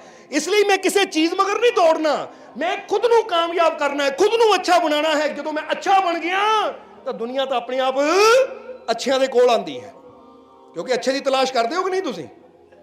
ਅੱਜ ਹਰ ਇਨਸਾਨ ਅੱਛੇ ਦੀ ਤਲਾਸ਼ ਕਰਦਾ ਹੈ ਕਿ ਮੈਨੂੰ ਆਹ ਚੀਜ਼ ਅੱਛੀ ਮਿਲੇ, ਮੈਨੂੰ ਉਹ ਚੀਜ਼ ਅੱਛੀ ਮਿਲੇ। ਚਾਹੇ ਕੱਪੜਾ ਲੈਣਾ ਹੋਵੇ, ਕੱਪੜਾ ਅੱਛਾ ਚਾਹੀਦਾ ਹੈ। ਚਾਹੇ ਘਰ ਬਣਾਉਣਾ ਹੋਵੇ, ਘਰ ਅੱਛਾ ਚਾਹੀਦਾ ਹੈ। ਚਾਹੇ ਕਿਤੇ ਰਿਸ਼ਤਾ ਜੋੜਨਾ ਹੋਵੇ, ਰਿਸ਼ਤੇਦਾਰ ਅੱਛੇ ਚਾਹੀਦੇ ਹੈ। ਕਿਤੇ ਲੜਕੀ ਦੀ ਜਾਂ ਲੜਕੇ ਦੀ ਸ਼ਾਦੀ ਕਰਨੀ ਹੋਵੇ, ਅੱਗੇ ਪਰਿਵਾਰ ਅੱਛਾ ਚਾਹੀਦਾ ਹੈ। ਅੱਜ ਹਰ ਕੋਈ ਅੱਛੇ ਦੀ ਤਲਾਸ਼ ਕਰਦਾ ਹੈ। ਇਹ ਯਾਦ ਰੱਖੋ, ਹਰ ਕੋਈ ਅੱਛੇ ਨੂੰ ਲੱਭ ਰਿਹਾ ਹੈ। ਤਾਂ ਜਦੋਂ ਤੁਸੀਂ ਆਪਣੇ ਆਪ ਨੂੰ ਅੱਛਾ ਬਣਾ ਲਿਆ ਤਾਂ ਦੁਨੀਆ ਆਪਣੇ ਆਪ ਹੀ ਤੁਹਾਡੇ ਚਾਰੋਂ ਤਰਫ ਖੜੇ ਹੋਣਾ ਸ਼ੁਰੂ ਕਰ ਦੇਗੀ, ਮੈਨੂੰ ਅੱਛਾ ਮਿਲ ਗਿਆ। ਸਮਝਦੇ ਹੋ ਕਿ ਨਹੀਂ? ਅੱਜ ਇਨਸਾਨ ਅੱਛੇ ਨੂੰ ਲੱਭਦਾ ਰਿਹਾ ਹੈ, ਪਰ ਖੁਦ ਨੂੰ ਅੱਛਾ ਬਣਾਉਣ ਦੀ ਕੋਸ਼ਿਸ਼ ਨਹੀਂ ਕਰਦਾ। ਇਹ ਤਾਂ ਕਹਿੰਦਾ ਮੈਨੂੰ ਉਹ ਅੱਛਾ ਮਿਲੇ, ਪਰ ਇਹ ਸੋਚੋ ਕਿ ਮੈਂ ਆਪ ਅੱਛਾ ਹਾਂ। ਉਹ ਮੈਂ ਦੂਜੇ ਨੂੰ ਤਲਾਸ਼ ਕਰ ਰਿਹਾ ਕਿ ਅੱਛਾ ਮਿਲੇ, ਕਿਉਂ ਨਾ ਮੈਂ ਖੁਦ ਨੂੰ ਅੱਛਾ ਬਣਾਵਾਂ, ਤਾਂ ਕਿ ਦੂਜਿਆਂ ਦੀ ਤਲਾਸ਼ ਮੈਨੂੰ ਮਿਲ ਕੇ ਪੂਰੀ ਹੋ ਜਾਵੇ। ਇਸ ਲਈ ਅੱਛਾ ਇਨਸਾਨ ਨੂੰ ਕੁਦਰਤ ਵੀ ਪਸੰਦ ਕਰਦੀ ਹੈ, ਪਰਮਾਤਮਾ ਵੀ ਪਸੰਦ ਕਰਦਾ ਹੈ, ਔਰ ਅੱਛੇ ਇਨਸਾਨ ਨੂੰ ਇਹ ਸੰਸਾਰ ਵੀ ਕਰਦਾ ਕਿ ਨਹੀਂ ਪਸੰਦ? ਔਰ ਅੱਛੇ ਬਣਨ ਨੂੰ ਕੋਈ ਡਿਗਰੀ ਨਹੀਂ ਲੈਣੀ ਪੈਂਦੀ। ਡਾਕਟਰ ਬਣਨ ਵਾਸਤੇ ਡਿਗਰੀ ਦੀ ਲੋੜ ਹੈ, ਇੰਜੀਨੀਅਰ ਬਣਨ ਵਾਸਤੇ ਡਿਗਰੀ ਦੀ ਲੋੜ ਹੈ, ਸਾਇੰਟਿਸਟ ਬਣਨ ਵਾਸਤੇ ਡਿਗਰੀ ਦੀ ਲੋੜ ਹੈ, ਪਰ ਅੱਛਾ ਇਨਸਾਨ ਬਣਨ ਵਾਸਤੇ ਕਿਸੇ ਡਿਗਰੀ ਦੀ ਲੋੜ ਨਹੀਂ। ਬਸ ਸੋਚ ਅੱਛੀ ਹੋਣੀ ਚਾਹੀਦੀ ਕਿ ਮੈਂ ਅੱਛਾ ਕਰਨਾ ਹੈ, ਮੈਂ ਸਭ ਨਾਲ ਅੱਛਾ ਬੋਲਣਾ ਹੈ, ਮੈਂ ਆਪਣੇ ਸੁਭਾਅ ਨੂੰ, ਆਪਣੀਆਂ ਆਦਤਾਂ ਨੂੰ ਅੱਛਾ ਬਣਾਉਣਾ ਹੈ। ਕਿਉਂਕਿ ਜਦੋਂ ਸਾਡਾ ਸੁਭਾਅ ਅੱਛਾ ਬਣ ਜਾਂਦਾ, ਸਾਡੀਆਂ ਆਦਤਾਂ ਅੱਛੀਆਂ ਹੁੰਦੀਆਂ, ਤਾਂ ਸਾਡਾ ਜੀਵਨ ਆਪਣੇ ਆਪ ਹੀ ਅੱਛਾ ਬਣਦਾ ਚਲਾ ਜਾਂਦਾ ਹੈ। ਇਸ ਲਈ ਤੱਕ ਕਹਿੰਦੇ ਨਾ, ਸਾਡੇ ਦੇਸ਼ ਦੇ ਰਾਸ਼ਟਰਪਤੀ ਸੀ ਜੋ ਅਬਦੁਲ ਕਲਾਮ, ਉਹ ਇੱਕੋ ਹੀ ਗੱਲ ਕਹਿੰਦੇ ਸੀ, ਕਹਿੰਦੇ ਭਵਿੱਖ ਤੇਰੇ ਹੱਥ 'ਚ ਨਹੀਂ ਹੈ, ਪਰ ਆਦਤਾਂ ਤੇਰੇ ਹੱਥ 'ਚ ਹੈ। ਅਗਰ ਤੂੰ ਅੱਜ ਅੱਛੀ ਆਦਤ ਬਣਾਏਗਾ ਤਾਂ ਯਾਦ ਰੱਖ ਭਵਿੱਖ ਆਪਣੇ ਆਪ ਅੱਛਾ ਹੋ ਜਾਏਗਾ। ਤਾਂ ਜੇ ਅੱਜ ਤੇਰੀਆਂ ਬੁਰੀਆਂ ਆਦਤਾਂ ਤੇਰੇ ਨਾਲ ਜੁੜ ਗਈਆਂ ਤਾਂ ਤੇਰਾ ਆਉਣ ਵਾਲਾ ਸਮਾਂ ਬੁਰਾ ਹੀ ਹੋਏਗਾ। ਇਹਦਾ ਆਪਣੇ ਆਪ ਨੂੰ ਪੁੱਛ ਕੇ ਦੇਖੋ। ਜਿਹਦਾ ਇੱਕ ਸਵਾਲ ਤੁਹਾਨੂੰ ਕਰਾਂਗੇ ਤਾਂ ਤੁਹਾਨੂੰ ਹੀ ਪਤਾ ਲੱਗੇ ਨਾ, ਤੁਹਾਨੂੰ ਭਵਿੱਖ ਬਾਰੇ ਪਤਾ ਕਿ ਨਹੀਂ। ਅਗਰ ਇੱਕ ਬੰਦਾ ਅੱਜ ਜ਼ਿਆਦਾ ਨਸ਼ਾ ਕਰਦਾ ਹੈ ਤਾਂ ਉਹਦਾ ਭਵਿੱਖ ਕੀ ਹੋਏਗਾ? ਚੰਗਾ ਹੋਏਗਾ, ਮਾੜਾ ਹੋਏਗਾ? ਜਵਾਬ ਦਿਓ। ਹੁਣ ਤੁਹਾਨੂੰ ਪਤਾ ਲੱਗ ਗਿਆ ਨਾ ਤਾਂ ਆਉਣ ਵਾਲੇ ਸਮੇਂ 'ਚ ਕੀ ਹੋ ਸਕਦਾ ਹੈ, ਕਿਉਂਕਿ ਅੱਜ ਦੀ ਆਦਤ ਦੇਖ ਕੇ ਤੁਸੀਂ ਇਹ ਜਾਣ ਸਕਦੇ ਹੋ ਕੱਲ੍ਹ ਨੂੰ ਬੰਦਾ ਕੀ ਹੋਏਗਾ। ਔਰ ਅਗਰ ਇੱਕ ਬੰਦਾ ਅੱਜ ਮਿੱਠਾ, ਦਿਨ ਰਾਤ ਮਿੱਠਾ ਹੀ ਖਾਈ ਜਾਂਦਾ ਹੈ, ਆਉਣ ਵਾਲੇ ਸਮੇਂ 'ਚ ਕੀ ਹੋਏਗਾ? ਉਹਨੂੰ ਸ਼ੂਗਰ ਹੋਣ ਦੀ ਪੱਕੀ ਚਾਂਸ ਹੈ। ਭਾਈ ਤੈਨੂੰ ਸ਼ੂਗਰ ਹੋਣੀ ਹੈ, ਕਿਉਂਕਿ ਤੂੰ ਜ਼ਰੂਰਤ ਤੋਂ ਜ਼ਿਆਦਾ ਸ਼ੂਗਰ ਆਪਣੀ ਬੋਡੀ 'ਚ ਪਾ ਰਿਹਾ ਤਾਂ ਨਿਕਲਣੀ ਵੀ ਤਾਂ ਹੈ ਹੀ। ਅਗਰ ਅੱਜ ਇੱਕ ਬੰਦਾ ਸਵੇਰੇ ਸਵੇਰੇ ਸੈਰ ਕਰਦਾ ਹੈ, ਐਕਸਰਸਾਈਜ਼ ਕਰਦਾ ਹੈ, ਚਾਹੇ ਜਿਮ ਜਾ ਕੇ ਕਰਦਾ ਹੈ, ਚਾਹੇ ਯੋਗਾ ਕਰਦਾ, ਯਾਨੀ ਕੋਈ ਵੀ ਫਿਟਨੈਸ ਨੂੰ ਲੈ ਕੇ, ਆਪਣੀ ਹੈਲਥ ਨੂੰ ਲੈ ਕੇ ਕੋਈ ਚੰਗਾ ਕਰਦਾ, ਚੰਗੀ ਖੁਰਾਕ ਖਾਂਦਾ ਹੈ, ਤਾਂ ਉਹਦਾ ਭਵਿੱਖ ਕੀ ਹੋਏਗਾ? ਹੁਣ ਡਾਕਟਰ ਕਹਿੰਦੇ ਆ ਨਾ ਕਿ ਜੇ ਅੱਜ ਤੇਰੇ ਸਰੀਰ 'ਚ ਕੋਈ ਤਕਲੀਫ ਹੈ, ਸੈਰ ਕਰ, ਥੋੜੀ ਮਿਹਨਤ ਕਰ, ਐਕਸਰਸਾਈਜ਼ ਕਰ, ਤਾਂ ਭਵਿੱਖ ਵਿੱਚ ਆ ਤੇਰੇ ਦੁੱਖ, ਤੇਰੀਆਂ ਬਿਮਾਰੀਆਂ ਦੂਰ ਹੋ ਜਾਣਗੀਆਂ। ਇਸ ਲਈ ਅੱਜ ਦੀਆਂ ਸਾਡੀਆਂ ਆਦਤਾਂ ਹੀ ਸਾਡੇ ਆਉਣ ਵਾਲੇ ਕੱਲ ਦਾ ਨਿਰਮਾਣ ਕਰਦੀਆਂ ਹੈ, ਕਿਉਂਕਿ ਜਿਸ ਤਰ੍ਹਾਂ ਜਿੱਦਾਂ ਦੀ ਨੀਂਵ ਰੱਖੀ ਜਾਂਦੀ, ਮਕਾਨ ਤਾਂ ਉਦਾਂ ਦਾ ਹੀ ਬਣਨਾ ਹੈ। ਸਮਝਦੇ ਹੋ ਕਿ ਨਹੀਂ? ਇਸੇ ਤਰ੍ਹਾਂ ਸਾਡੀਆਂ ਆਦਤਾਂ ਕੀ ਹੈ? ਸਾਡੀਆਂ ਆਦਤਾਂ ਇੱਕ ਨੀਂਵ ਦਾ ਕੰਮ ਕਰਦੀਆਂ ਕਿ ਜਿੱਦਾਂ ਦੀਆਂ ਅਸੀਂ ਆਦਤਾਂ ਬਣਾਉਣੀਆਂ ਹੈ, ਫਿਰ ਸਾਡਾ ਜੀਵਨ ਉਦਾਂ ਦਾ ਹੀ ਬਣਦਾ ਚਲਾ ਜਾਣਾ ਹੈ। ਇਸ ਲਈ ਇਹ ਚੈੱਕ ਕਰਨਾ ਹੈ ਅਸੀਂ ਕਿ ਮੇਰੀ ਆਦਤ ਅੱਛੀ ਹੈ ਜਾਂ ਮੇਰੀ ਆਦਤ ਮਾੜੀ ਹੈ। ਕਿਉਂਕਿ ਜੇ ਮੈਂ ਜੀਵਨ 'ਚ ਅੱਛਾ ਬਣਨਾ ਚਾਹੁੰਦਾ, ਜੇ ਮੈਂ ਜੀਵਨ 'ਚ ਕਾਮਯਾਬ ਹੋਣਾ ਚਾਹੁੰਦਾ ਹਾਂ, ਤਾਂ ਮੇਰੀ ਆਦਤ ਕੀ ਹੈ? ਸੋ ਇੱਕ ਗੱਲ ਤੁਹਾਨੂੰ ਕਹਾਂਗੇ, ਸਭ ਤੋਂ ਪਹਿਲਾਂ ਤਾਂ ਇਹ ਆਦਤ ਬਣਾਉਣ ਦੀ ਕੋਸ਼ਿਸ਼ ਕਰੋ ਕਿ ਸ਼ਾਮ ਨੂੰ, ਰਾਤ ਨੂੰ ਅਸੀਂ ਟਾਈਮ ਨਾਲ ਸੋਈਏ ਔਰ ਸਵੇਰੇ ਸੂਰਜ ਨਿਕਲਣ ਤੋਂ ਪਹਿਲਾਂ ਅਸੀਂ ਜਾਗਣ ਦੀ ਕੋਸ਼ਿਸ਼ ਕਰੀਏ, ਕਿਉਂਕਿ ਸਭ ਤੋਂ ਬੈਸਟ ਆਦਤ ਇਹ ਹੈ। ਕਿਉਂਕਿ ਜਿੱਦਾਂ ਦੀ ਸਾਡੇ ਦਿਨ ਦੀ ਸ਼ੁਰੂਆਤ ਹੁੰਦੀ ਹੈ ਨਾ, ਫਿਰ ਪੂਰਾ ਦਿਨ ਸਾਡਾ ਤਕਰੀਬਨ ਉਦਾਂ ਦਾ ਹੀ ਗੁਜ਼ਰਦਾ ਹੈ। ਤਾਂ ਹੀ ਤਾਂ ਗੁਰੂਆਂ ਨੇ ਵੀ ਕਿਹਾ, ਅੰਮ੍ਰਿਤ ਵੇਲੇ ਉੱਠ ਕੇ ਸਭ ਤੋਂ ਪਹਿਲਾਂ ਪਰਮਾਤਮਾ ਦਾ ਨਾਮ ਲੈ। ਤਾਂ ਹੀ ਤਾਂ ਇੱਕ ਸ਼ਬਦ ਵਿੱਚ ਵੀ ਆਇਆ ਕਿ ਜਦੋਂ ਦੇ ਮੈਨੂੰ ਮੇਰੇ ਰਾਮ ਮਿਲੇ ਨੇ, ਦਰਦਾਂ ਤੋਂ ਆਰਾਮ ਮਿਲੇ ਨੇ। ਕਿ ਜੇ ਦਰਦਾਂ ਤੋਂ ਆਰਾਮ ਚਾਹੀਦਾ ਨਾ, ਤਾਂ ਉਹ ਕੰਮ ਕਰਕੇ ਆਪਣੇ ਰਾਮ ਨਾਲ ਜੁੜੇ, ਕਿਉਂਕਿ ਸਭ ਸੁਖ ਦਾਤਾ ਰਾਮ ਹੈ, ਦੂਸਰਾ ਨਾ ਹੈ ਕੋਈ। ਹੁਣ ਸਵੇਰੇ ਉੱਠ ਕੇ ਸਭ ਤੋਂ ਪਹਿਲਾਂ ਅੰਮ੍ਰਿਤ ਵੇਲੇ ਉੱਠ ਕੇ, ਕਿਉਂਕਿ ਅੱਜ ਸਾਇੰਸ ਇਹ ਚੀਜ਼ ਨੂੰ ਪ੍ਰੂਫ ਕਰਦੀ ਹੈ, ਵਿਗਿਆਨ ਇਹ ਚੀਜ਼ ਨੂੰ ਪ੍ਰੂਫ ਕਰਦਾ ਹੈ ਕਿ ਜਿਹੜਾ ਅੰਮ੍ਰਿਤ ਵੇਲਾ ਹੁੰਦਾ ਹੈ, ਸੂਰਜ ਨਿਕਲ ਤੋਂ 1.5 ਘੰਟਾ ਜਿਹੜਾ ਪਹਿਲਾਂ ਹੁੰਦਾ ਹੈ ਨਾ, ਉਸ ਵੇਲੇ ਕਾਸਮਿਕ એનર્ਜੀ, ਇਹ ਬ੍ਰਹਿਮੰਡੀ ਸ਼ਕਤੀ ਬਹੁਤ ਜ਼ਿਆਦਾ ਮਾਤਰਾ 'ਚ ਪ੍ਰਿਥਵੀ ਤੇ ਹੁੰਦੀ ਹੈ ਔਰ ਸ਼ੁੱਧ ਰੂਪ 'ਚ ਹੁੰਦੀ ਹੈ। ਤਾਂ ਹੀ ਕਹਿੰਦੇ ਸਵੇਰੇ ਸਵੇਰੇ ਸੈਰ ਕਰ, ਉਹ ਸ਼ੁੱਧ ਹਵਾ ਤੇਰੇ ਅੰਦਰ ਜਾਏਗੀ, ਤੈਨੂੰ, ਤੇਰੇ ਫੇਫੜਿਆਂ ਵਾਸਤੇ, ਤੇਰੇ ਜੀਵਨ ਵਾਸਤੇ ਅੱਛੀ ਹੈ। ਹੁਣ ਵਿਗਿਆਨ ਵੀ ਕਹਿੰਦਾ ਕਿ ਕਾਸਮਿਕ એનર્ਜੀ ਜੋ ਪੂਰੇ ਸੰਸਾਰ ਨੂੰ ਚਲਾ ਰਹੀ ਹੈ, ਸੰਭਾਲ ਰਹੀ ਹੈ, ਸਭ ਤੋਂ ਜ਼ਿਆਦਾ ਮਾਤਰਾ 'ਚ ਅੰਮ੍ਰਿਤ ਵੇਲੇ ਹੁੰਦੀ ਹੈ। ਤਾਂ ਹੁਣ ਧਿਆਨ ਦੇਣ ਵਾਲੀ ਗੱਲ ਬੜੀ ਪਿਆਰੀ ਹੈ ਕਿ ਜਦੋਂ ਅਸੀਂ ਸੂਰਜ ਨਿਕਲ ਤੋਂ 1.5 ਘੰਟਾ ਪਹਿਲਾਂ ਜਾਗ ਜਾਂਦੇ ਹਾਂ, ਉਹ ਜਿਹੜਾ 1.5 ਘੰਟੇ ਦਾ ਟਾਈਮ ਹੈ ਨਾ, ਉਹ ਸਾਡੀ ਹੈਲਥ ਵਾਸਤੇ ਬਹੁਤ ਹੀ ਅੱਛਾ ਮੰਨਿਆ ਗਿਆ ਹੈ। ਉਹਨੂੰ ਅੰਮ੍ਰਿਤ ਵੇਲਾ ਇਸੇ ਲਈ ਕਿਹਾ ਗਿਆ ਹੈ, ਉਹ ਅੰਮ੍ਰਿਤ ਦੇ ਸਮਾਨ ਹੈ ਸਾਡੇ ਵਾਸਤੇ। ਤਾਂ ਹੀ ਤਾਂ ਇੱਥੇ ਗੁਰੂਆਂ ਰਹਿਬਰਾਂ ਨੇ ਕਿਹਾ ਹੈ, ਇੱਕ ਸ਼ਬਦ ਦੱਸਣਾ ਚਾਹਾਂਗੇ ਤੁਹਾਨੂੰ ਕਿ ਅੰਮ੍ਰਿਤ ਵੇਲੇ ਜੋ ਵੀ ਜਾਗੇ। ਜਰਾ ਹੁਣ ਧਿਆਨ ਦੇਣਾ, ਕਿਉਂਕਿ ਕਈ ਵਾਰ ਇਨਸਾਨ ਦੇਖਿਆ ਹੈ ਕਿ ਕੋਈ ਜੋਤਸ਼ੀਆਂ ਕੋ ਜਾਂਦਾ ਹੈ, ਕੋਈ ਪੰਡਤਾਂ ਕੋ ਜਾਂਦਾ, ਦੇਖੋ ਜੀ ਮੇਰੇ ਭਾਗ ਸੁੱਤੇ ਹੋਏ ਹੈ, ਪਤਾ ਨਹੀਂ ਮੇਰੀ ਕਿਸਮਤ ਹੀ ਸੁੱਤੀ ਹੋਈ ਹੈ, ਪਤਾ ਨਹੀਂ ਮੇਰੇ ਗ੍ਰਹਿ ਹੀ ਮਾੜੇ ਹੈ, ਕਿੱਦਾਂ ਜਾਗੇਗੀ। ਉਹ ਕਈ ਟੋਟਕੇ ਦੱਸ ਦਿੰਦੇ, ਤੂੰ ਇਦਾਂ ਕਰ ਲੈ, ਤੂੰ ਉੱਦਾਂ ਕਰ ਲੈ, ਤੇਰੀ ਸੁੱਤੇ ਭਾਗ ਜਾਗ ਜਾਣਗੇ, ਤੇਰੀ ਕਿਸਮਤ ਜਾਗ ਜਾਏਗੀ। ਉਹ ਕੋਈ ਟੋਟਕਿਆਂ 'ਚ ਪੈਣ ਦੀ ਲੋੜ ਨਹੀਂ, ਸਮਝਣਾ ਜ਼ਰਾ ਸਾਰਿਆਂ ਨੇ। ਕਿਉਂਕਿ ਇੱਥੇ ਦੱਸਿਆ ਗਿਆ ਕਿ ਜੇ ਤੂੰ ਅੰਮ੍ਰਿਤ ਵੇਲੇ ਜਾਗਣਾ ਸ਼ੁਰੂ ਕਰ ਦੇਗਾ ਨਾ, ਅੰਮ੍ਰਿਤ ਵੇਲੇ ਉੱਠ ਕੇ ਆਪਣੇ ਰੱਬ ਦਾ ਨਾਮ ਲੈਣਾ ਸ਼ੁਰੂ ਕਰ ਦੇਗਾ, ਤਾਂ ਅੰਮ੍ਰਿਤ ਵੇਲੇ ਜੋ ਵੀ ਜਾਗੇ ਭਾਗ ਜਾਗਦੇ ਸੁੱਤੇ। ਉਹ ਜੇ ਬੰਦਿਆ ਤੂੰ ਬੰਦਗੀ ਨਾ ਕੀਤੀ, ਤੇਤੋਂ ਚੰਗੇ ਕੁੱਤੇ।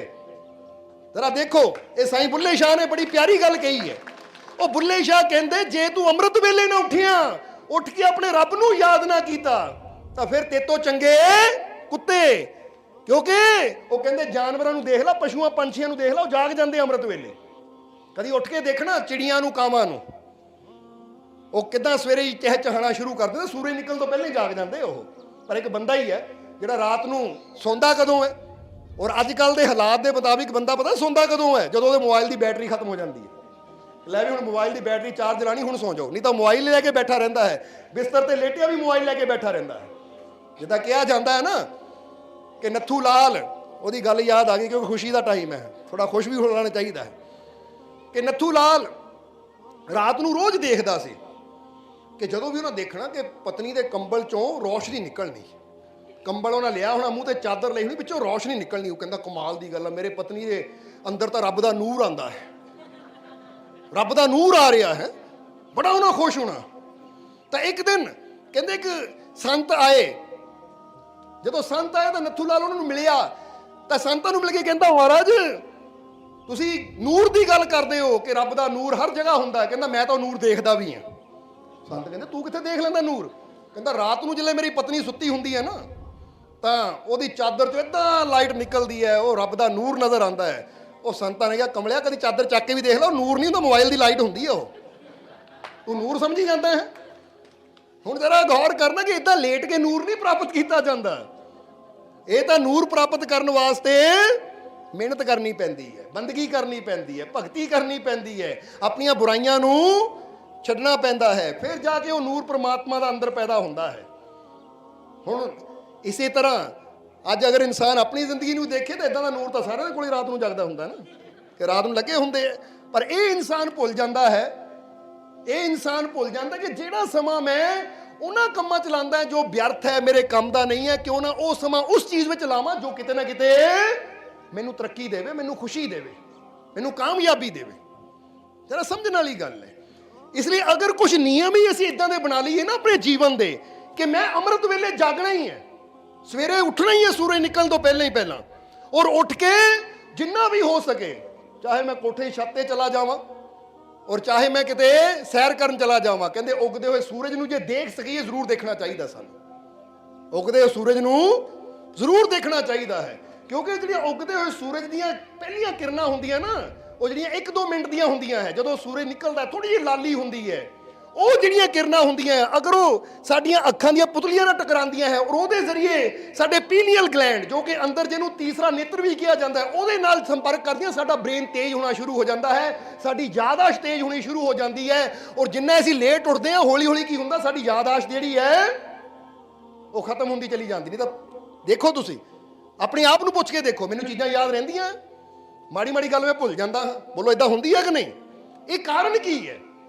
ਕਾਰਨ ਇਹੀ ਹੈ ਕਿ ਜਿਸ ਤਰ੍ਹਾਂ ਸਾਡੇ ਸਰੀਰ ਵਾਸਤੇ ਪਾਣੀ ਜ਼ਰੂਰੀ ਹੈ, ਭੋਜਨ ਜ਼ਰੂਰੀ ਹੈ, ਇਸੇ ਤਰ੍ਹਾਂ ਕੁਦਰਤ ਦੀਆਂ ਕੁਝ ਚੀਜ਼ਾਂ ਐਸੀਆਂ ਹੈ, ਜਿੱਦਾਂ ਕਹਿੰਦੇ ਨਾ 5 ਤੱਤਾਂ ਤੋਂ ਸਾਡਾ ਜੀਵਨ ਬਣਿਆ ਹੈ, ਜਲ, ਵਾਯੂ, ਪ੍ਰਿਥਵੀ, ਅਗਨੀ, ਆਕਾਸ਼। ਹੁਣ ਅੱਜ ਅਸੀਂ ਇਹ 5 ਤੱਤਾਂ ਤੋਂ ਸਾਡਾ ਜੀਵਨ ਬਣਿਆ ਹੈ। ਅਗਰ ਇਹਨਾਂ 5 ਤੱਤਾਂ ਦੇ ਸੰਪਰਕ 'ਚ ਅਸੀਂ ਰਹਿੰਦੇ ਹਾਂ ਤਾਂ ਅਸੀਂ ਪੂਰੀ ਤਰ੍ਹਾਂ ਫਿੱਟ ਵੀ ਰਹਿੰਦੇ ਹਾਂ। ਔਰ ਜਦੋਂ ਸਵੇਰੇ ਉੱਠ ਕੇ ਅਸੀਂ ਸੂਰਜ ਨੂੰ ਦੇਖਦੇ ਹਾਂ ਤੇ ਅਸੀਂ ਅਗਨੀ ਤੱਤ ਦੇ ਨਾਲ ਸੰਪਰਕ 'ਚ ਆ ਰਹੇ ਹਾਂ। ਖੁੱਲੇ ਆਕਾਸ਼ ਵਿੱਚ ਆਉਂਦੇ ਹਾਂ ਤਾਂ ਆਕਾਸ਼ ਦੇ ਸੰਪਰਕ 'ਚ ਆ ਰਹੇ ਹਾਂ। ਮਿੱਟੀ ਦੇ ਨਾਲ ਕਹਿੰਦੇ ਥੋੜੀ ਦੇਰ ਮਿੱਟੀ 'ਚ ਵੀ ਬੰਦੇ ਨੂੰ ਚੱਲਣਾ ਚਾਹੀਦਾ ਨੰਗੇ ਪੈਰ। ਤੁਸੀਂ ਪੜ੍ਹਿਆ ਹੋਏਗਾ, ਸੁਣਿਆ ਵੀ ਹੋਏਗਾ ਕਿ ਸਵੇਰੇ ਸਵੇਰੇ ਨੰਗੇ ਪੈਰ ਘਾਹ ਤੇ ਚੱਲਣ ਨਾਲ ਬੰਦੇ ਦੀ ਅੱਖਾਂ ਦੀ ਰੌਸ਼ਨੀ ਵੱਧਦੀ ਹੈ, ਪਤਾ ਕਿ ਨਹੀਂ? ਅੱਛਾ, ਇਹ ਸੁਣਿਆ ਕਿਸੇ ਨੇ ਕਿ ਰੋਜ਼ ਇੱਕ ਸੇਬ ਖਾਓ ਤਾਂ ਬਿਮਾਰੀਆਂ ਨੂੰ ਦੂਰ ਭਜਾਓ, ਪਰ ਖਾਂਦੇ ਹੋ ਤੁਸੀਂ? ਸੇਬ ਖਾਂਦੇ ਹੋ ਕਦੀ? ਹੁਣ ਕਿਸੇ ਬੰਦੇ ਨੂੰ ਪੁੱਛੋ ਨਾ, ਸੇਬ ਨਹੀਂ ਇੱਕ ਖਾਣਾ, ਪਰ ਬੰਡਲ ਭਾਵੇਂ 3-4 ਬੀੜੀਆਂ ਦੇ ਫੂਕ ਦੇਣੇ। ਮੈਂ ਬੰਡਲ ਫੂਕਣ ਨੂੰ ਪੈਸੇ ਹੈ, ਪਰ ਇੱਕ ਸੇਬ ਖਾਣ ਨੂੰ ਫਿਰ ਮੈਂ ਕੀ? ਫਿਰ ਬੰਦਾ ਮੈਂ ਤਾਂ ਤੰਦਰੁਸਤੀ ਚਾਹੁੰਦਾ ਕਿ ਮੇਰਾ ਸਰੀਰ ਤੰਦਰੁਸਤ ਰਹੇ। ਭਾਈ ਕੰਮ ਕੀ ਕਰ ਰਿਹਾ ਤੂੰ? ਜੇ ਤੰਦਰੁਸਤੀ ਚਾਹੀਦੀ ਤਾਂ ਕਰਮ ਵੀ ਉਹੀ ਕਰਨੇ ਪੈਣੇ। ਤੰਦਰੁਸਤੀ ਆਪਣੇ ਆਪ ਚੱਲ ਕੇ ਨਹੀਂ ਸਾਡੇ ਤੱਕ ਆਣੀ।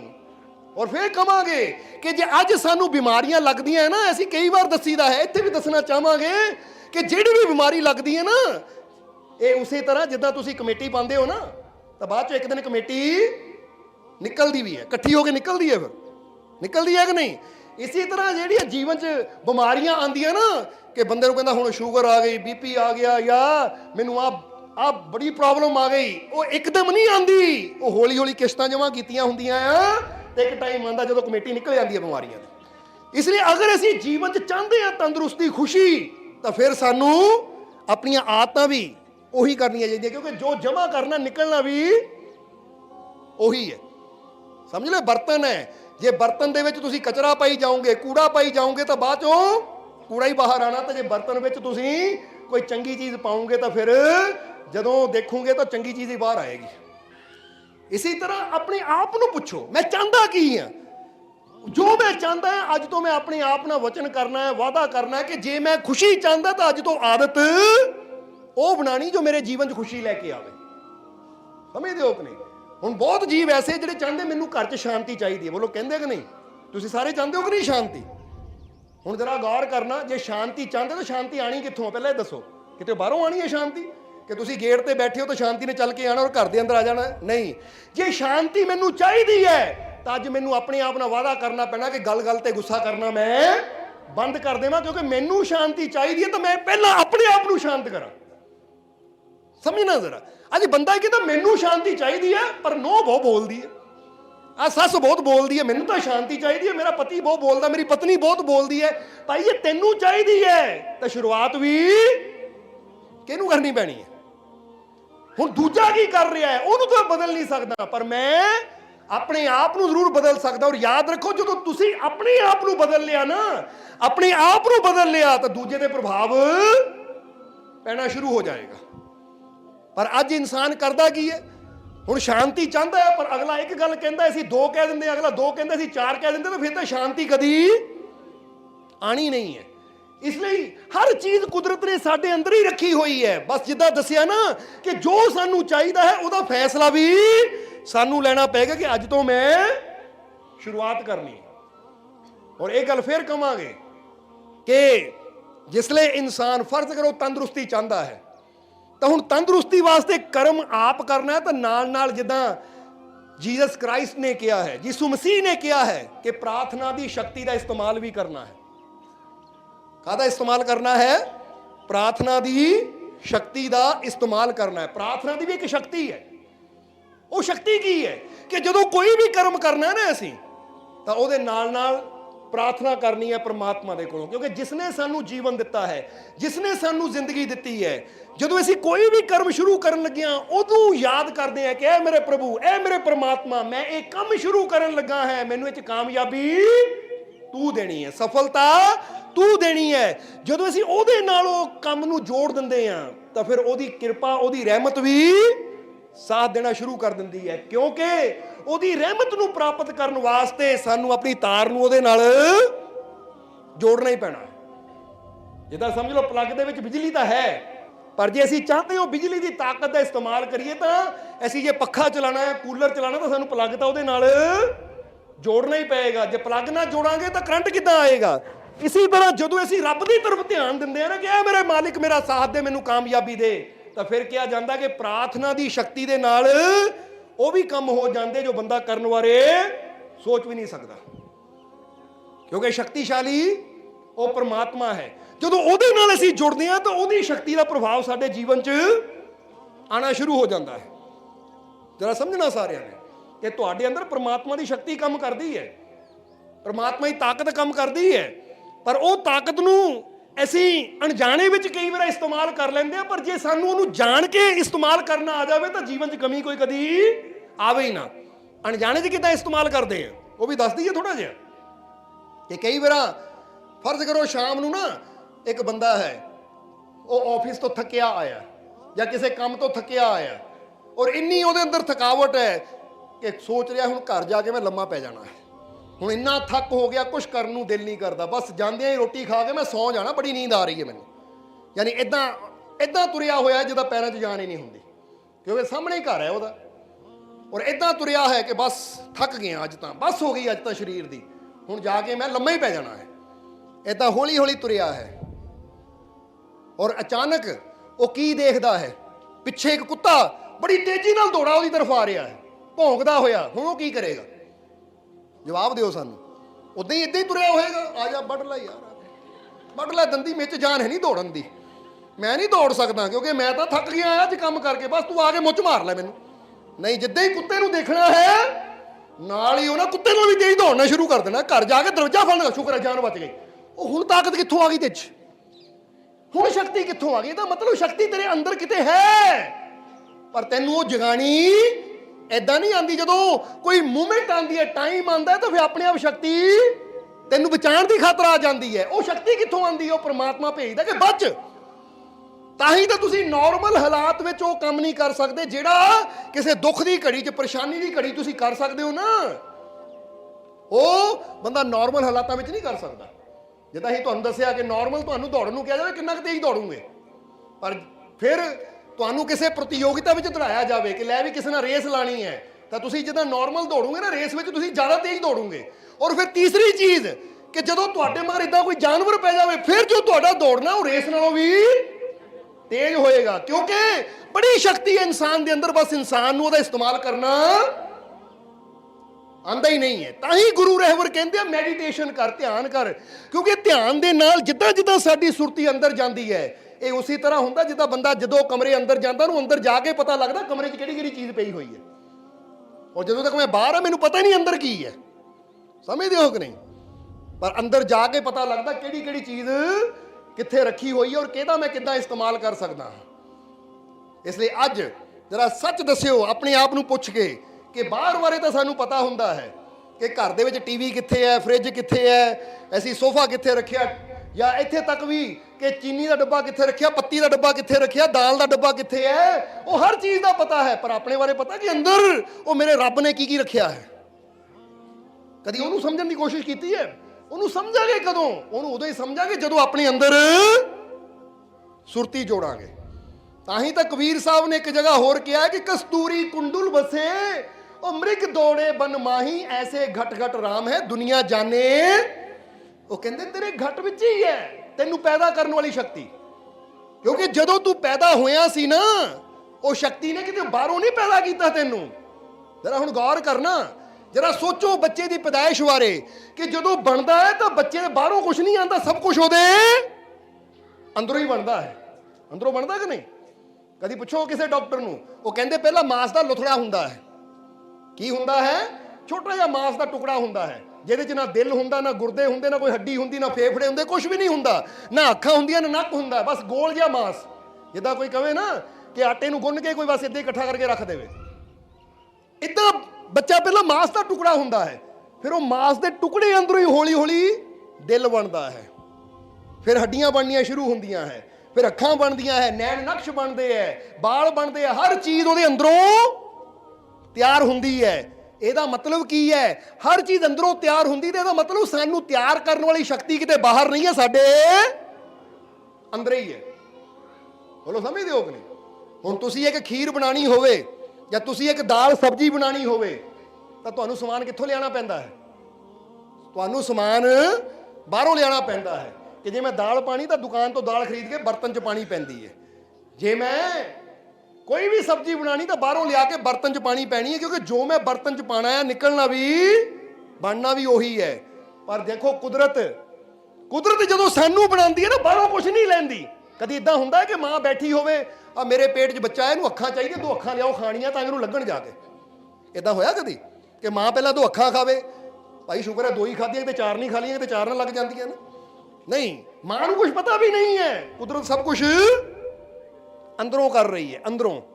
ਇਹੀ ਚੀਜ਼ ਕਬੀਰ ਸਾਹਿਬ ਕਹਿੰਦੇ ਕਿ ਤਾਕਤ ਤਾਂ ਤੇਰੇ ਅੰਦਰ ਹੈ, ਉਹ ਸ਼ਕਤੀ ਤੇਰੇ ਅੰਦਰ ਹੈ, ਪਰ ਜਾਣੇਗਾ ਕਦੋਂ? ਜਦੋਂ ਆਪਣੇ ਅੰਦਰ ਜਾ ਕੇ ਦੇਖੇਗਾ। ਹੁਣ ਤੁਸੀਂ ਕਈ ਵਾਰਾਂ ਕਿਸੇ ਬੋਡੀ ਬਿਲਡਰ ਨੂੰ ਦੇਖੋ ਜਾਂ ਕਿਸੇ ਅੱਛੇ ਸਿਹਤਮੰਦ ਨੂੰ ਦੇਖੋ ਕਿ ਜਿਹੜਾ ਜਿਮ 'ਚ ਜਾ ਕੇ ਮਿਹਨਤ ਕਰਦਾ ਹੈ, ਹੁਣ ਉਹ ਕਿੱਦਾਂ ਆਪਣੇ ਮਸਲ ਬਣਾਉਂਦਾ ਹੈ? ਕਿਤੇ ਬਾਹਰੋਂ ਆਉਂਦੇ ਆ? ਨਹੀਂ, ਉਹ ਮਿਹਨਤ ਕਰਦਾ ਜਾਂਦਾ ਤਾਂ ਸਭ ਕੁਝ ਉਹਦੇ ਅੰਦਰੋਂ ਹੀ ਬਣਦਾ ਚਲਾ ਜਾਂਦਾ। ਕੁਦਰਤ ਕਹਿੰਦੀ ਮੈਂ ਤੇਰੇ ਅੰਦਰ ਰੱਖਿਆ ਹੋਇਆ ਹੈ, ਤੂੰ ਬਣਾਉਣਾ ਕੀ ਹੈ ਇਹ ਤੇਰੇ ਤੇ ਨਿਰਭਰ ਹੈ। ਤੂੰ ਆਪਣੇ ਆਪ ਨੂੰ ਦੁਖੀ ਬਿਮਾਰ ਵੀ ਬਣਾ ਸਕਦਾ, ਤੂੰ ਆਪਣੇ ਆਪ ਨੂੰ ਤਾਕਤਵਰ ਮਜ਼ਬੂਤ ਵੀ ਬਣਾ ਸਕਦਾ ਹੈ। ਪਰ ਸੋਚ ਪਹਿਲਾਂ ਚਾਹੀਦੀ ਹੈ ਕਿ ਜੇ ਮੈਂ ਮਜ਼ਬੂਤ ਬਣਨਾ ਹੈ ਤਾਂ ਮੈਨੂੰ ਕੰਮ ਵੀ, ਆਦਤਾਂ ਵੀ ਉਹ ਬਣਾਉਣੀਆਂ ਪੈਣੀਆਂ।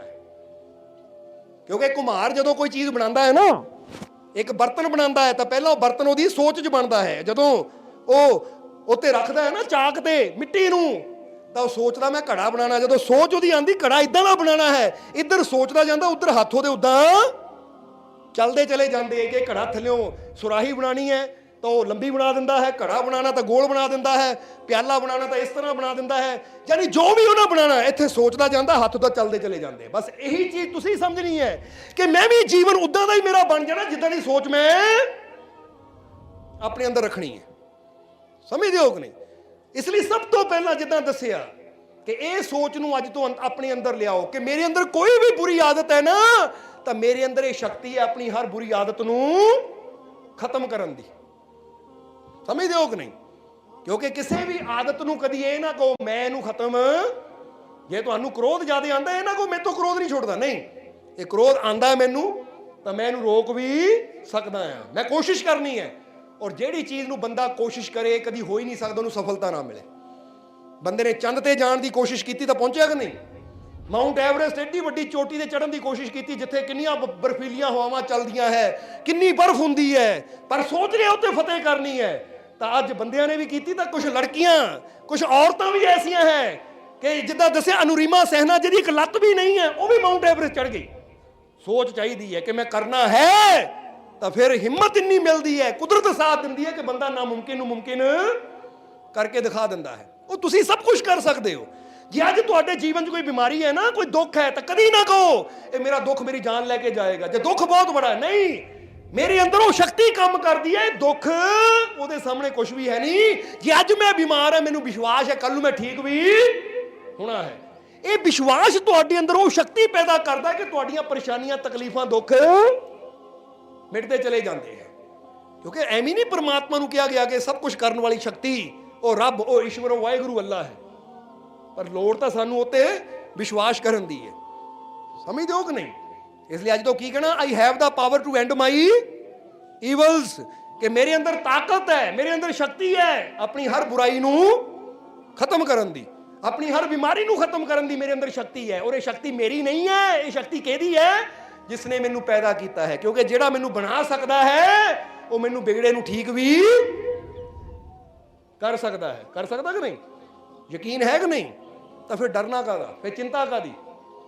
ਕਹਿੰਦੇ ਚਿੰਤਾ ਉਹਨੂੰ ਹੁੰਦੀ ਕਿਸ ਨੇ ਬਾਹਰੋਂ ਆਣਾ ਤਾਂ ਆ ਕੇ ਮੈਨੂੰ ਬਚਾਉਣਾ ਹੈ, ਪਤਾ ਨਹੀਂ ਉਹ ਟਾਈਮ ਸਿਰ ਆਏਗਾ ਜਾਂ ਨਹੀਂ ਆਏਗਾ। ਪਰ ਜਦੋਂ ਪਤਾ ਹੈ ਕਿ ਮੈਨੂੰ ਬਚਾਉਣ ਵਾਲਾ, ਮੈਨੂੰ ਤੰਦਰੁਸਤੀ ਦੇਣ ਵਾਲਾ ਉਹ ਮੇਰੇ ਅੰਦਰ ਹੀ ਬੈਠਾ ਹੈ, ਮੇਰੇ ਰੋਮ ਰੋਮ 'ਚ ਵਸਦਾ ਹੈ, ਮੈਂ ਬਸ ਉਸ ਤੇ ਵਿਸ਼ਵਾਸ ਕਰਨਾ ਹੈ, ਉਹਦੇ ਨਾਲ ਆਪਣੇ ਲਿੰਕ ਨੂੰ, ਆਪਣੀ ਸੁਰਤੀ ਨੂੰ ਜੋੜਨਾ ਹੈ, ਤਾਂ ਉਹ ਕਿਤੇ ਦੂਰ ਨਹੀਂ ਹੈ। ਮੈਂ ਕਿਤੇ ਵੀ ਹੋਵਾਂ ਉਹ ਤਾਂ ਮੇਰੇ ਨਾਲ ਹੈ, ਮੇਰੇ ਅੰਦਰ, ਹਰ ਜਗ੍ਹਾ ਮੇਰੀ ਸੰਭਾਲ ਕਰੇਗਾ। ਤਾਂ ਹੀ ਗੁਰੂਆਂ ਨੇ ਕਿਹਾ ਤੂੰ ਮੇਰਾ ਰਾਖਾ, ਉਹੀ ਤਾਂ ਹੈ ਤਾਕਤ ਜਿਹੜੀ ਹਰ ਜਗ੍ਹਾ ਤੇਰੇ ਨਾਲ ਹੈ। ਪਰ ਹੁਣ ਹੋਏਗਾ ਕਦੋਂ? ਜਦੋਂ ਉਹਦੇ ਨਾਲ ਸੰਪਰਕ ਜੋੜ ਕੇ ਰੱਖਾਂਗੇ। ਹੁਣ ਜੇ ਬੰਦਾ ਕਵੇ, ਜਿੱਦਾਂ ਕਬੀਰ ਸਾਹਿਬ ਨੇ ਕਿਹਾ ਨਾ ਕਿ ਸੁਖ ਮੇ ਸਿਮਰਨ ਨਾ ਕੀਆ, ਦੁੱਖ ਮੇ ਕੀਆ ਯਾਦ, ਕਹੇ ਕਬੀਰ ਤਾਂ ਦਾਸ ਕੀ ਕੌਣ ਸੁਨੇ ਫਰਿਆਦ। ਕਬੀਰ ਸਾਹਿਬ ਕਹਿੰਦੇ ਉਦਾਂ ਤੂੰ ਯਾਦ ਨਹੀਂ ਕਰਨਾ, ਤਾਂ ਜਦੋਂ ਔਖੀ ਘੜੀ ਆ ਗਈ ਫਿਰ ਤੂੰ ਉਹਨੂੰ ਯਾਦ ਕਰਨਾ, ਉਹਦੇ ਅੱਗੇ ਦੁਆਵਾਂ ਅਰਦਾਸਾਂ ਕਰਨੀਆਂ, ਤਾਂ ਫਿਰ ਰੱਬ ਕਿੱਦਾਂ ਸੁਣੇਗਾ? ਇਸ ਲਈ ਉਹ ਕਹਿੰਦੇ ਆ ਕਿ ਜੇ ਪ੍ਰਮਾਤਮਾ ਦੀ ਤਾਕਤ ਨੂੰ ਜਾਂ ਪ੍ਰਭੂ ਨੂੰ, ਉਹਦੀਆਂ ਰਹਿਮਤਾਂ ਨੂੰ ਹਾਸਿਲ ਕਰਨਾ ਹੈ, ਤਾਂ ਹਰ ਰੋਜ਼ ਉਹਦੇ ਵਾਸਤੇ ਟਾਈਮ ਕੱਢ, ਉਹਦੇ ਵਾਸਤੇ ਸਮਾਂ ਕੱਢ। ਜੇ ਤੁਸੀਂ ਆਪ ਸੋਚ ਕੇ ਦੇਖੋਗੇ, ਇੱਕ ਬੰਦਾ ਜ਼ਰੂਰਤ ਪੈਣ ਤੇ ਤੁਹਾਡੇ ਕੋਲ ਆ ਜਾਵੇ, ਮੁੜ ਕੇ ਤੁਹਾਨੂੰ ਪੁੱਛੇ ਹੀ ਨਾ, ਤਾਂ ਤੁਸੀਂ ਵੀ ਕਹਿੰਦੇ ਮਤਲਬੀ ਬੰਦਾ ਹੈ ਇਹ, ਜਦੋਂ ਲੋੜ ਪੈਂਦੀ ਆ ਜਾਂਦਾ, ਉੱਦਾਂ ਕਦੀ ਇਹ ਹਾਲ ਚਾਲ ਵੀ ਨਹੀਂ ਪੁੱਛਦਾ, ਉੱਦਾਂ ਕਦੀ ਮੂੰਹ ਵੀ ਨਹੀਂ ਦਿਖਾਉਂਦਾ।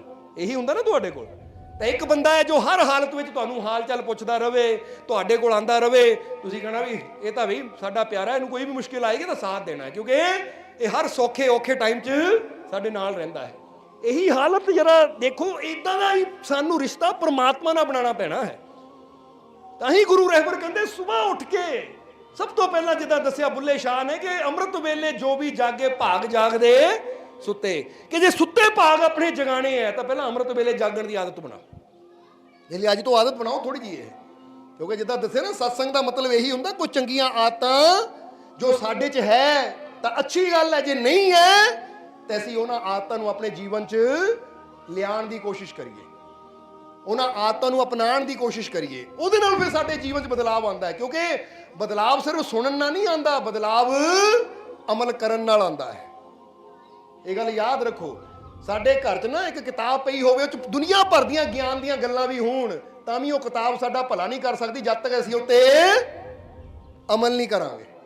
ਬੋਲੋ ਸਮਝਦੇ ਹੋ ਕਿ ਨਹੀਂ? ਇਸੇ ਤਰ੍ਹਾਂ ਜਾਣਕਾਰੀ ਜਿੰਨੀ ਮਰਜ਼ੀ ਬੰਦੇ ਨੂੰ ਹੋਵੇ, ਪਰ ਅਗਰ ਬੰਦਾ ਖੁਦ ਉੱਤੇ ਅਮਲ ਨਾ ਕਰੇ, ਉਹਦੇ ਮੁਤਾਬਿਕ ਨਾ ਚਲੇ, ਤਾਂ ਉਹ ਸਾਰੀਆਂ ਜਾਣਕਾਰੀਆਂ ਵਿਅਰਥ ਹੋ ਜਾਂਦੀਆਂ ਹੈ। ਇਸ ਲਈ ਅੱਜ ਤੋਂ ਇਹ ਫਿਰ ਕਵਾਂਗੇ ਕਿ ਆਦਤ ਬਣਾਉਣ ਦੀ ਕੋਸ਼ਿਸ਼ ਕਰਨੀ ਹੈ ਕਿ ਅਸੀਂ, ਜਿੱਦਾਂ ਦੱਸਿਆ ਕਿ ਸੂਰਜ ਨਿਕਲਣ ਤੋਂ 1.5 ਘੰਟਾ ਪਹਿਲਾਂ ਅੰਮ੍ਰਿਤ ਵੇਲੇ ਦੀ ਸ਼ੁਰੂਆਤ ਹੁੰਦੀ ਹੈ, ਇਹ ਅਸੀਂ ਦੇਖਣਾ ਕਿ ਪਹਿਲਾਂ ਉੱਠੀਏ ਅਸੀਂ, ਔਰ ਉੱਠ ਕੇ ਜੇ ਕੋਠੇ ਦੀ ਛੱਤ ਤੇ ਜਿੱਥੇ ਜੇ ਸਾਨੂੰ ਲੱਗਦਾ ਕਿ ਸੂਰਜ ਨਿਕਲਦਾ ਅਸੀਂ ਦੇਖ ਸਕਦੇ, ਜ਼ਰੂਰ ਦੇਖੀਏ, ਨਹੀਂ ਤਾਂ ਉੱਠ ਕੇ ਅਸੀਂ ਚਾਹੇ ਥੋੜੀ ਦੇਰ ਬੈਠ ਕੇ ਆਪਣੇ ਪਰਮਾਤਮਾ ਦਾ ਨਾਮ ਹੀ ਜਪ ਲਈਏ, ਸਿਮਰਨ ਹੀ ਕਰ ਲਈਏ, ਉਹਦਾ ਸ਼ੁਕਰਾਨਾ ਹੀ ਕਰ ਲਈਏ, ਕਿਉਂਕਿ ਸਭ ਤੋਂ ਪਹਿਲਾਂ ਸ਼ੁਰੂਆਤ ਕਰੋ ਆਪਣੇ ਮਾਲਿਕ ਦੇ ਸ਼ੁਕਰਾਨੇ ਤੋਂ। ਇਹ ਗੱਲ ਹਮੇਸ਼ਾ ਯਾਦ ਰੱਖਣਾ, ਕਿਉਂਕਿ ਜਦੋਂ ਅਸੀਂ ਸ਼ੁਕਰਾਨੇ ਤੋਂ ਸ਼ੁਰੂਆਤ ਕਰਦੇ ਨਾ ਕਿ ਐ ਮੇਰੇ ਪ੍ਰਭੂ, ਐ ਪਰਮਾਤਮਾ, ਐ ਮੇਰੇ ਮਾਲਿਕ, ਤੇਰਾ ਸ਼ੁਕਰੀਆ ਮੈਨੂੰ ਇਹ ਜ਼ਿੰਦਗੀ ਦੇਣ ਵਾਸਤੇ, ਤੇਰਾ ਸ਼ੁਕਰੀਆ ਮੈਨੂੰ ਇਹ ਜੀਵਨ ਦੇਣ ਵਾਸਤੇ, ਤੇਰਾ ਸ਼ੁਕਰ ਹੈ। ਜਦੋਂ ਸ਼ੁਕਰ ਨਾਲ ਸ਼ੁਰੂਆਤ ਕਰਦੇ ਆ ਤਾਂ ਜਰਾ ਧਿਆਨ ਦੇਣਾ ਕਿ ਸ਼ੁਕਰਾਨਾ ਕਰਨ ਵਾਲੇ ਇਨਸਾਨ ਦੇ ਜੀਵਨ 'ਚ ਖੁਸ਼ੀਆਂ ਹੋਰ ਵੀ ਵਧਣੀਆਂ ਸ਼ੁਰੂ ਹੋ ਜਾਂਦੀਆਂ ਹੈ। ਜਰਾ ਸਮਝਣਾ ਸਾਰਿਆਂ ਨੇ। ਇਸੇ ਲਈ ਤਾਂ ਇੱਕ ਨਾ ਅਮਰੀਕਾ ਦੇ ਲੇਖਕ ਹੈ, ਲੇਖਿਕਾ ਹੈ ਇੱਕ ਔਰਤ, ਜਿਹੜੀ ਪਹਿਲਾਂ ਆਸਟ੍ਰੇਲੀਆ ਰਹਿੰਦੀ ਸੀ, ਅੱਜ ਕੱਲ੍ਹ ਅਮਰੀਕਾ 'ਚ। ਉਹਨੇ ਇਹ ਸ਼ੁਕਰਾਨੇ ਤੇ ਦਾ ਪਾਵਰ ਆਫ ਗ੍ਰੈਟੀਟਿਊਡ ਇੱਕ ਪੂਰੀ ਬੁੱਕ ਲਿਖੀ ਹੋਈ ਹੈ, ਜਿਹਦੀਆਂ ਕਿ ਕਰੋੜਾਂ ਕਾਪੀਆਂ ਵਿਕ ਚੁੱਕੀਆਂ ਹੈ। ਯਾਨੀ ਉਹ ਬਾਹਰਲੇ ਲੋਕਾਂ ਨੇ ਗ੍ਰੈਟੀਟਿਊਡ ਕਿਹਨੂੰ ਕਹਿੰਦੇ ਆ? ਸ਼ੁਕਰਾਨੇ ਨੂੰ। ਕਿ ਸ਼ੁਕਰਾਨੇ ਦੀ ਇੱਕ ਪਾਵਰ ਹੈ, ਸ਼ੁਕਰਾਨੇ ਦੀ ਇੱਕ ਸ਼ਕਤੀ ਹੈ। ਉਹ ਕਹਿੰਦੇ ਸ਼ੁਕਰ ਕਰਕੇ ਹੀ ਤੇਰੇ ਜੀਵਨ 'ਚ ਖੁਸ਼ੀਆਂ ਆਣੀਆਂ ਸ਼ੁਰੂ ਹੋ ਜਾਂਦੀਆਂ ਹੈ। ਕਿਉਂਕਿ ਜਦੋਂ ਤੂੰ ਸ਼ੁਕਰਾਨਾ ਕਰਦਾ ਤੂੰ ਪ੍ਰਮਾਤਮਾ ਨਾਲ ਜੁੜਦਾ ਹੈ। ਔਰ ਇਹ ਗੱਲ ਗੁਰੂ ਰਹਿਬਰ ਕਿੰਨੇ ਪਹਿਲਾਂ ਕਹਿ ਗਏ ਕਿ ਸਬਰ, ਸ਼ੁਕਰ ਔਰ ਸਿਮਰਨ, ਅਗਰ ਇਹ ਤਿੰਨ ਚੀਜ਼ਾਂ ਤੇਰੇ ਜੀਵਨ 'ਚ ਆ ਤਾਂ ਜੀਵਨ 'ਚ ਕਮੀ ਤੈਨੂੰ ਕਦੀ ਆਏਗੀ ਨਹੀਂ। ਗੁਰੂਆਂ ਨੇ ਬਹੁਤ ਪਹਿਲਾਂ ਕਹਿ ਦਿੱਤੀਆਂ। ਅੱਜ ਇਨਸਾਨ ਨੂੰ ਗੁਰੂਆਂ ਰਹਿਬਰਾਂ ਤੋਂ ਇਹ ਸਬਕ ਕਿੰਨੇ ਪਹਿਲਾਂ ਸੁਣਨ ਨੂੰ ਮਿਲੇ, ਪਰ ਇਨਸਾਨ ਨੇ ਉਹਦਾ ਫਾਇਦਾ ਨਹੀਂ ਲਿਆ ਤਾਂ ਬਾਹਰਲੇ ਕਿਤਾਬਾਂ ਵੀ ਲਿਖ ਰਹੇ ਇੱਥੇ। ਜਰਾ ਸੋਚ ਕੇ ਦੇਖੋ, ਸਮਝ ਕੇ ਦੇਖੋ ਇਸ ਚੀਜ਼ ਨੂੰ। ਹੁਣ ਜਰਾ ਧਿਆਨ ਦੇਣਾ ਕਿ ਅਗਰ ਇੱਕ ਇਨਸਾਨ ਨੂੰ ਤੁਸੀਂ ਹਰ ਵੇਲੇ ਸ਼ਿਕਾਇਤ ਹੀ ਕਰੀ ਜਾਓ ਤਾਂ ਫਿਰ ਉਹਦੇ ਨਾਲ ਰਿਸ਼ਤਾ ਤੁਹਾਡਾ ਬਣੇਗਾ ਜਾਂ ਟੁੱਟੇਗਾ। ਤਾਂ ਇੱਕ ਇਨਸਾਨ ਨੂੰ ਹਰ ਵੇਲੇ ਥੈਂਕ ਯੂ ਕਹੋ, ਸ਼ੁਕਰੀਆ ਭਾਈ, ਸ਼ੁਕਰੀਆ ਤੂੰ ਬਹੁਤ ਅੱਛਾ ਕਰ ਰਿਹਾ ਹੈ। ਤਾਂ ਜਦੋਂ ਤੁਸੀਂ ਕਿਸੇ ਨੂੰ ਧੰਨਵਾਦ ਕਹਿੰਦੇ ਹੋ ਤਾਂ ਉਹਨਾਂ ਤੁਹਾਡਾ ਰਿਸ਼ਤਾ ਹੋਰ ਵੀ ਮਜ਼ਬੂਤ ਹੋ ਜਾਂਦਾ ਹੈ। ਇਹਨੂੰ ਕਹਿੰਦੇ ਹੈ ਕਿ ਗ੍ਰੈਟੀਟਿਊਡ ਦੀ ਪਾਵਰ, ਸ਼ੁਕਰਾਨੇ ਦੀ ਪਾਵਰ। ਸਾਨੂੰ ਅਸੀਂ ਕਿਸੇ ਦਾ ਵੀ ਧੰਨਵਾਦ ਕਰਦੇ ਨੇ, ਸ਼ੁਕਰੀਆ ਕਰਦੇ ਹਾਂ, ਉਹਦੇ ਨਾਲ ਸਾਡਾ ਰਿਸ਼ਤਾ ਹੋਰ ਮਜ਼ਬੂਤ ਹੋ ਜਾਂਦਾ ਹੈ, ਸਾਡਾ ਪਿਆਰ ਵੱਧਦਾ ਹੈ। ਤਾਂ ਕਿਸੇ ਦੀ ਹਰ ਵੇਲੇ ਸ਼ਿਕਾਇਤ ਹੀ ਕਰੀ ਜਾਓ। ਕਿਸੇ ਨੇ ਖਾਣਾ ਬਣਾ ਕੇ ਲਿਆਂਦਾ, ਕਿੱਦਾਂ ਦਾ ਖਾਣਾ ਬਣਾਇਆ ਹੈ, ਸ਼ਿਕਾਇਤ ਕਰਦੇ ਹੋ ਤਾਂ ਅਗਲੀ ਵਾਰ ਨੂੰ ਉਹਨਾਂ ਪਤਾ ਕੀ ਕਰਨਾ ਹੈ, ਹੁਣ ਆਪੇ ਹੀ ਬਣਾਈ ਹੈ। ਇੱਕ ਤਾਂ ਤੇਰੇ ਵਾਸਤੇ 2.5-3 ਘੰਟੇ ਲਾ ਕੇ ਰੋਟੀ ਬਣਾਵਾ, ਖਾਣਾ ਬਣਾਵਾ, ਤਾਂ ਦੂਜਾ ਤੂੰ ਸ਼ਿਕਾਇਤਾਂ ਕਰੀ ਜਾਂਦਾ ਹੈ। ਹੁਣ ਜਦੋਂ ਅਸੀਂ ਕਿਸੇ ਦੀ ਸ਼ਿਕਾਇਤ ਕਰਦੇ ਨਾ, ਉੱਥੇ ਸਾਡੇ ਰਿਸ਼ਤੇ ਜਿਹੜੇ ਆ ਕਮਜ਼ੋਰ ਹੋਣੇ ਸ਼ੁਰੂ ਹੋ ਜਾਂਦੇ ਆ। ਔਰ ਉਹਦੇ ਨਾਲ ਸਾਡੇ ਜੀਵਨ 'ਚ ਸ਼ਿਕਾਇਤ ਕਰਨ ਵਾਲਾ ਜੀਵਨ 'ਚ ਕਦੀ ਸ਼ਾਂਤ ਹੋ ਹੀ ਨਹੀਂ ਸਕਦਾ। ਉਹਦੇ ਮਨ 'ਚ ਹਮੇਸ਼ਾ ਟੈਨਸ਼ਨ ਹੀ ਚਿੰਤਾ ਹੀ ਰਹਿੰਦੀ ਹੈ। ਇਹ ਲਈ ਜਿੰਨੀਆਂ ਜ਼ਿਆਦਾ ਬੰਦਾ ਸ਼ਿਕਾਇਤਾਂ ਕਰਦਾ ਹੈ ਉਨੀ ਜ਼ਿਆਦਾ ਬੰਦੇ ਦੇ ਅੰਦਰ ਕੀ ਆਉਂਦਾ ਹੈ? ਮਨ 'ਚ ਪਰੇਸ਼ਾਨੀ ਆਉਂਦੀ ਹੈ ਔਰ ਜੀਵਨ 'ਚ ਦੁੱਖ ਵੀ ਆਉਂਦੇ ਆ। ਤਾਂ ਜਿੰਨਾ ਸ਼ੁਕਰ ਕਰਦਾ ਹੈ ਬੰਦਾ ਆਪਣੇ ਰੱਬ ਦਾ ਜਾਂ ਆਪਣੇ ਸਾਥੀਆਂ ਦਾ, ਉਨਾ ਉਹਨਾਂ ਦੇ ਜੀਵਨ 'ਚ ਪਿਆਰ ਵੱਧਦਾ ਚਲਾ ਜਾਂਦਾ ਹੈ। ਇਸ ਲਈ ਅੱਜ ਤੋਂ ਤੁਸੀਂ ਵੀ ਸ਼ੁਕਰ ਕਰਨੇ ਦੀ ਆਦਤ ਵੀ ਪਾਣੀ ਹੈ। ਇਸ ਲਈ 2 ਆਦਤਾਂ ਦੱਸੀਆਂ ਨਾ ਤੁਹਾਨੂੰ। ਪਹਿਲੀ ਆਦਤ ਸਵੇਰੇ ਉੱਠਣ ਦੀ। ਬੋਲ ਉੱਠੋਗੇ ਕਿ ਨਹੀਂ? ਤੁਹਾਡੇ ਫਾਇਦੇ ਵਾਸਤੇ ਅੱਜ ਇੰਨੇ ਸਮਝ ਲਓ ਕਿ ਇੰਨੇ ਸਾਲ ਹੋ ਗਏ ਹੈ ਕਿ ਅਸੀਂ, ਜੇ ਬੰਦਾ ਕਹਿੰਦਾ ਹੈ ਕਿ ਮੈਂ 7 ਵਜੇ ਉੱਠਦਾ, 8 ਵਜੇ ਉੱਠਦਾ, ਤਾਂ ਹੁਣ ਮੈਂ ਥੋੜੀ ਆਦਤ ਨੂੰ ਬਦਲ ਕੇ ਦੇਖਾਂ, ਥੋੜਾ ਅੰਮ੍ਰਿਤ ਵੇਲੇ ਉੱਠਾਂ ਔਰ ਉੱਠ ਕੇ ਆਪਣੇ ਰੱਬ ਦਾ ਨਾਮ ਲਵਾਂ, ਆਪਣੇ ਪ੍ਰਮਾਤਮਾ ਦਾ ਸ਼ੁਕਰ ਕਰਾਂ। ਕਿਉਂਕਿ ਪਹਿਲਾਂ ਦਿਲੋਂ ਸ਼ੁਕਰ ਕਰਨਾ ਕਿ ਸ਼ੁਕਰ ਹੈ ਮੈਨੂੰ ਇਹ ਖੁਸ਼ੀਆਂ ਦੇਣ ਵਾਸਤੇ। ਕਿਉਂਕਿ ਜਦੋਂ ਤੁਸੀਂ ਇਹ ਕਹਿੰਦੇ ਹੋ ਨਾ, ਸ਼ੁਕਰ ਹੈ ਮੇਰੇ ਮਾਲਿਕ ਮੈਨੂੰ ਖੁਸ਼ੀਆਂ ਦੇਣ ਵਾਸਤੇ, ਸ਼ੁਕਰ ਹੈ ਮੇਰੇ ਮਾਲਿਕ ਮੈਨੂੰ ਤੰਦਰੁਸਤੀ ਦੇਣ ਵਾਸਤੇ, ਤਾਂ ਜੇ ਅੱਜ ਸਾਡੇ ਜੀਵਨ 'ਚ ਬਿਮਾਰੀ ਹੈ, ਖੁਸ਼ੀ ਨਹੀਂ ਵੀ ਹੈ ਨਾ, ਜਦੋਂ ਸ਼ੁਕਰ ਕਰਦੇ ਤਾਂ ਸਾਡੇ ਜੀਵਨ ਖੁਸ਼ੀ ਆਣੀ। ਕਿਉਂਕਿ ਜਿਹੜੀ ਚੀਜ਼ ਵਾਸਤੇ ਅਸੀਂ ਆਪਣੇ ਰੱਬ ਦਾ ਸ਼ੁਕਰ ਕਰਦੇ, ਰੱਬ ਸਾਨੂੰ ਉਹ ਦੇਣਾ ਸ਼ੁਰੂ ਕਰ ਦਿੰਦਾ ਹੈ। ਜਿੱਦਾਂ ਹੀ ਦੱਸਿਆ, ਇੱਥੇ ਦਸੂਆ ਕੋਈ ਤੁਹਾਡੇ ਤੋਂ ਜ਼ਿਆਦਾ ਦੂਰ ਨਹੀਂ ਹੈ। ਇੱਥੇ ਦਸੂਏ ਦੀ ਗੱਲ ਹੈ ਕਿ ਸਾਨੂੰ ਇੱਕ ਨੌਜਵਾਨ ਆਇਆ, ਉਹਦੀ ਉਮਰ 21-22 ਸਾਲ ਦੀ ਸੀ। ਉਹਦਾ ਡੈਡੀ ਆਰਮੀ 'ਚੋਂ ਰਿਟਾਇਰ ਹੋਇਆ, ਤਾਂ ਉਹ ਦਰਬਾਰ ਨਾਲ ਜੁੜੇ ਹੋਇਆ ਪਰਿਵਾਰ ਹੈ, ਯਾਨੀ ਥੋੜੇ ਸਮੇਂ ਤੋਂ ਦਰਬਾਰ ਨਾਲ ਜੁੜੇ ਹੈ। ਤਾਂ ਨੌਜਵਾਨ ਨੇ ਇੱਕ ਦਿਨ ਆਪਣੀ ਮੰਮੀ ਦੇ ਨਾਲ ਆਇਆ, ਤਾਂ ਮੰਮੀ ਨੇ ਕਿਹਾ ਮਾਲਕੋ ਇਹਨੂੰ ਸਮਝਾਓ, ਇਹ ਆਪਣੇ ਡੈਡੀ ਨਾਲ ਲੜਦਾ ਬਹੁਤ ਹੈ। ਇਹ ਕਿਹਾ ਲੜਦਾ ਕਿਉਂ ਆ? ਕਹਿੰਦਾ ਜੀ ਮੈਂ ਡੈਡੀ ਨੂੰ ਕਿਹਾ ਹੁਣ ਰਿਟਾਇਰ ਹੋ ਗਏ, ਮੈਨੂੰ ਬੁਲਟ ਲੈ ਦਿਓ, ਬੁਲਟ ਮੋਟਰਸਾਈਕਲ ਲੈ ਦਿਓ, ਡੈਡੀ ਲੈ ਕੇ ਨਹੀਂ ਦਿੰਦਾ। ਤਾਂ ਮੈਂ ਕਿਹਾ ਇੰਨੇ ਪੈਸੇ ਮਿਲੇ ਆ ਤੁਹਾਨੂੰ ਰਿਟਾਇਰਮੈਂਟ ਦੇ, ਤਾਂ ਕੀ ਫਾਇਦਾ ਜੇ ਬੱਚੇ ਨੂੰ ਬੁਲਟ ਨਹੀਂ ਲੈ ਕੇ ਦੇ ਸਕਦੇ ਤੁਸੀਂ। ਹੁਣ ਮਾਂ ਕਹਿੰਦੀ ਜੀ ਇਹਨਾਂ ਦੋਨਾਂ ਦੇ ਚੱਕਰ 'ਚ ਮੈਂ ਵੀ ਪਰੇਸ਼ਾਨ ਹੈ, ਕਿਉਂਕਿ 2-2 ਦਿਨ ਬੁਲਾਉਂਦੇ ਨਹੀਂ ਇੱਕ ਦੂਜੇ ਨੂੰ। ਉਹ ਇਹਨੂੰ ਦੇਖ ਕੇ ਗੁੱਸੇ ਹੁੰਦਾ ਹੈ, ਉਹਨੂੰ ਕਹਿੰਦਾ ਰਹਿੰਦਾ ਕਹਿੰਦਾ ਮੇਰਾ ਡੈਡੀ ਜੇ ਮੇਰੀ ਇੱਕ ਇੱਛਾ ਨਹੀਂ ਪੂਰੀ ਕਰ ਸਕਦਾ। ਭਈ ਨੌਜਵਾਨ ਨੂੰ ਸਮਝਾਏ ਕਿ ਲੜਕੇ ਦੇਖ ਲਿਆ ਨਾ, ਗੁੱਸਾ ਕਰਕੇ ਦੇਖ ਲਿਆ, ਜਿੱਦ ਕਰਕੇ ਦੇਖ ਲਈ, ਨਹੀਂ ਮਿਲਿਆ, ਹੁਣ ਤੂੰ ਇੱਦਾਂ ਕਰਨਾ ਹੈ, ਰੋਜ਼ ਸਵੇਰੇ ਉੱਠ ਕੇ ਆਪਣੇ ਡੈਡੀ ਕੋਲ ਜਾਣਾ ਹੈ, ਉਹਨੂੰ ਹੱਸ ਕੇ ਬੁਲਾਣਾ, ਉਹਦੇ ਪੈਰੀ ਹੱਥ ਲਾਉਣਾ ਹੈ ਔਰ ਪੁੱਛਣਾ ਡੈਡੀ ਕਿੱਦਾਂ, ਠੀਕ ਹੈ, ਖੁਸ਼ ਹੈ, ਦੱਸ ਡੈਡੀ ਮੈਂ ਕੀ ਸੇਵਾ ਕਰਾਂ, ਦੱਸ ਡੈਡੀ ਮੈਂ ਕੀ ਕਰਾਂ, ਕੋਈ ਕੰਮ ਹੈ ਤਾਂ ਦੱਸੋ ਮੈਨੂੰ। ਔਰ ਇਹੀ ਕਿ ਨਾਲੇ ਡੈਡੀ ਨੂੰ ਕਹਿਣਾ ਡੈਡੀ ਤੇਰਾ ਸ਼ੁਕਰੀਆ ਮੈਨੂੰ ਮੋਟਰਸਾਈਕਲ ਲੈ ਕੇ ਦੇਣ ਵਾਸਤੇ, ਬਹੁਤ ਬਹੁਤ ਸ਼ੁਕਰੀਆ, ਆਈ ਲਵ ਯੂ ਡੈਡੀ। ਕਿਉਂਕਿ ਮਾਂ-ਬਾਪ ਨੂੰ ਆਈ ਲਵ ਯੂ ਕਹਿਣਾ ਕੋਈ ਬੁਰੀ ਗੱਲ ਨਹੀਂ, ਚੰਗੀ ਗੱਲ ਹੈ। ਇਹ ਕਿ ਇੱਦਾਂ ਕਰਕੇ ਦੇਖ, ਅਗਰ ਤੂੰ ਵਾਕਈ ਸਾਡੀ ਗੱਲ ਮੰਨੇਗਾ, ਇੱਕ ਹਫ਼ਤਾ ਕਰਕੇ ਦੇਖ, ਫਿਰ ਦੱਸੀ ਸਾਨੂੰ ਕੀ ਹੁੰਦਾ ਹੈ। ਉਹ ਕਹਿੰਦਾ ਮਾਲਕੋ ਇਹ ਕੀ ਗੁਨਾਹ ਹੈ? ਇਹ ਕਿ ਤੂੰ ਕਰਕੇ ਤਾਂ ਦੇਖੀ। ਵਾਕਿਆ ਹੀ 7ਵੇਂ ਦਿਨ ਵੀਰਵਾਰ ਨੂੰ ਜਦੋਂ ਰਵਾਰ ਤੇ ਆਏ ਨਾ, ਨਾਲ ਚਾਬੀ ਹੁੰਦੀ ਸੀ, ਮਾਲਕਾ ਬੁਲਟ ਮੋਟਰਸਾਈਕਲ ਡੈਡੀ ਨੇ ਲੈ ਦਿੱਤਾ ਮੈਨੂੰ। ਇਹ ਕਿ ਹੁਣ ਦੱਸ ਮਿਲਿਆ ਕਿੱਦਾਂ, ਕਿੱਦਾਂ ਮਿਲਿਆ? ਕਿਉਂਕਿ ਜਦੋਂ ਅਸੀਂ ਮਾਂ-ਬਾਪ ਨੂੰ ਕਹਿੰਦੇ ਮੈਂ ਤੇਰਾ ਬੱਚਾ ਲੈ ਕੇ ਦੇ ਮੈਨੂੰ, ਅੱਛਾ ਫਿਰ ਨਹੀਂ ਲੈ ਕੇ ਦਿੰਦੇ, ਕਰ ਲਾ ਕੀ ਕਰਨਾ। ਪਰ ਜਦੋਂ ਬੱਚਾ ਮਾਂ-ਬਾਪ ਦੀ ਇੱਜ਼ਤ ਕਰੇ, ਮਾਂ-ਬਾਪ ਦਾ ਧੰਨਵਾਦ ਕਰੇ, ਉਹਨੂੰ ਕਹੇ ਮੰਮੀ ਜਾਂ ਡੈਡੀ ਮੈਂ ਤੈਨੂੰ ਬਹੁਤ ਪਿਆਰ ਕਰਦਾ, ਤਾਂ ਮਾਂ-ਬਾਪ ਦਾ ਆਪਣਾ ਦਿਲ ਕਰਦਾ ਬੱਚੇ ਨੂੰ ਸਾਰੀਆਂ ਖੁਸ਼ੀਆਂ ਦੇ ਦਈਏ, ਇਹਨੂੰ ਕੋਈ ਕਮੀ ਆਵੇ ਹੀ ਨਾ। ਕਿਉਂਕਿ ਅਸੀਂ ਜ਼ਬਰਦਸਤੀ ਕਿਸੇ ਤੋਂ ਪਿਆਰ ਨਹੀਂ ਲੈ ਸਕਦੇ, ਪਿਆਰ ਸਾਨੂੰ ਆਪਣੀ ਕਰਨੀ ਨਾਲ ਲੈਣਾ ਪੈਂਦਾ ਹੈ। ਅੱਜ ਬੰਦਾ ਕਿਸੇ ਨੂੰ ਕਹੇ ਨਾ ਮੈਨੂੰ ਪਿਆਰ ਕਰ, ਤਾਂ ਇਦਾਂ ਮਤਲਬ ਭਿਖਾਰੀ ਬੰਦਾ ਇਹਦਾ ਪਿਆਰ ਮੰਗ ਰਿਹਾ ਹੈ। ਉਹ ਭਿਖਾਰੀ ਨਾ ਬਣ, ਆਪਣੇ ਕਰਮ ਇਦਾਂ ਦੇ ਕਰਕੇ ਦੂਜਾ ਤੈਨੂੰ ਪਿਆਰ ਕਰਨ ਤੇ ਮਜਬੂਰ ਹੋ ਜਾਵੇ। ਇਹਨੂੰ ਤਾਂ ਕਿਹਾ ਗਿਆ ਹੈ ਕਿ खुद ही को कर बुलंद इतना कि हर तकदीर से पहले खुदा बंदे से खुद पूछे बता तेरी। ਉਹ ਕਹਿੰਦੇ ਆਪਣੇ ਕਰਮ ਇਦਾਂ ਦੇ ਬਣਾ, ਆਪਣੀ ਮਿਹਨਤ ਇਦਾਂ ਦੀ ਕਰ ਕਿ ਰੱਬ ਤੈਨੂੰ ਆਪ ਕਵੇ ਕਿ ਲੈ ਵੀ ਤੂੰ ਇਸ ਦੇ ਲਾਇਕ ਆ, ਲੈ ਜਾ। ਅੱਜ ਕਰਮ ਬੰਦਾ ਕਰਦਾ ਨਹੀਂ ਤਾਂ ਕਹਿੰਦਾ ਰੱਬਾ ਮੈਨੂੰ ਦੇ ਦੇ, ਤਾਂ ਰੱਬ ਸਾਨੂੰ ਮੰਗਣ ਤੇ ਨਹੀਂ ਦਿੰਦਾ, ਬਲਕਿ ਰੱਬ ਦੇਖਦਾ ਇਹ ਚੀਜ਼ ਦੇ ਲਾਇਕ ਤੂੰ ਹੈ ਜਾਂ ਨਹੀਂ। ਕਿਉਂਕਿ ਬੰਦਾ ਜਿਹੜੀ ਚੀਜ਼ ਦੇ ਲਾਇਕ ਹੁੰਦਾ ਰੱਬ ਉਹ ਸਾਨੂੰ ਦਿੰਦਾ ਹੈ, ਇਹ ਨਹੀਂ ਦੇਖਦਾ ਅਸੀਂ ਮੰਗੀ ਜਾਈਏ ਤਾਂ ਸਾਨੂੰ ਉਦਾਂ ਹੀ ਮੰਗੇ ਤੇ ਮਿਲ ਜਾਵੇ। ਜਦੋਂ ਇੱਕ ਬੱਚਾ ਮੰਗੀ ਜਾਵੇ ਡੈਡੀ ਮੈਨੂੰ ਕਾਰ ਲੈ ਦੇ, ਉਹਨੂੰ ਕਾਰ ਚਲਾਣੀ ਨਾ ਆਉਂਦੀ ਹੋਵੇ ਤਾਂ ਡੈਡੀ ਨੇ ਇਦਾਂ ਨਹੀਂ ਲੈ ਦੇਣੀ, ਡੈਡੀ ਕਹਿੰਦਾ ਪਹਿਲਾਂ ਇਹਨੂੰ ਸੰਭਾਲਣਾ ਸਿੱਖ। ਸਮਝਦੇ ਹੋ ਕਿ ਨਹੀਂ? ਹੁਣ ਛੋਟਾ ਬੱਚਾ 4-5 ਸਾਲ ਦਾ ਤੁਹਾਨੂੰ ਕਹੇ ਮੈਨੂੰ 2000 ਦਾ ਨੋਟ ਦੇ ਦੇ, ਤਾਂ ਤੁਸੀਂ ਕਹਿਣਾ ਬੇਟਾ ਹਲੇ 5-10 ਰੁਪਏ ਲੈ ਜਾ, ਕਿਉਂਕਿ ਹਾਲੇ ਤੂੰ 2000 ਨੂੰ ਸੰਭਾਲਣ ਦੇ ਲਾਇਕ ਨਹੀਂ ਹੈ। ਜਦੋਂ ਲਾਇਕ ਹੋਇਆ ਉਹ ਵੀ ਦੇ ਦੇਵਾਂਗੇ। ਇੱਦਾਂ ਹੀ ਕੁਦਰਤ ਵੀ ਦੇਖਦੀ ਲਾਇਕ ਕਿਸ ਚੀਜ਼ ਦੀ ਹੈ ਅਸੀਂ। ਸੋ ਆਪਣੇ ਆਪ ਨੂੰ ਅੱਛੀ ਕਰਨੀ ਕਰਕੇ, ਆਪਣੇ ਮਾਲਿਕ ਨਾਲ ਪਿਆਰ ਕਰਕੇ, ਸਭ ਨਾਲ ਪਿਆਰ ਕਰਕੇ ਇਸ ਲਾਇਕ ਬਣਾਈਏ। ਕਿਉਂਕਿ ਜਿੱਦਾਂ ਹੀ ਦੱਸਿਆ ਨਾ, ਪਿਆਰ ਮੰਗਿਆ ਨਹੀਂ ਜਾਂਦਾ, ਜ਼ਬਰਦਸਤੀ ਲਿਆ ਨਹੀਂ ਜਾਂਦਾ, ਬਲਕਿ ਅੱਛੀ ਕਰਨੀ ਕਰਕੇ ਪ੍ਰਾਪਤ ਕੀਤਾ ਜਾਂਦਾ। ਜਦੋਂ ਤੁਸੀਂ ਪਿਆਰ ਨਾਲ ਬੋਲਦੇ ਹੋ, ਪਿਆਰ ਨਾਲ ਗੱਲ ਕਰਦੇ ਹੋ, ਤਾਂ ਹਰੇਕ ਦਾ ਆਪਣੇ ਆਪ ਹੀ ਧਿਆਨ ਤੁਹਾਡੇ ਵੱਲ ਜਾਂਦਾ ਹੈ।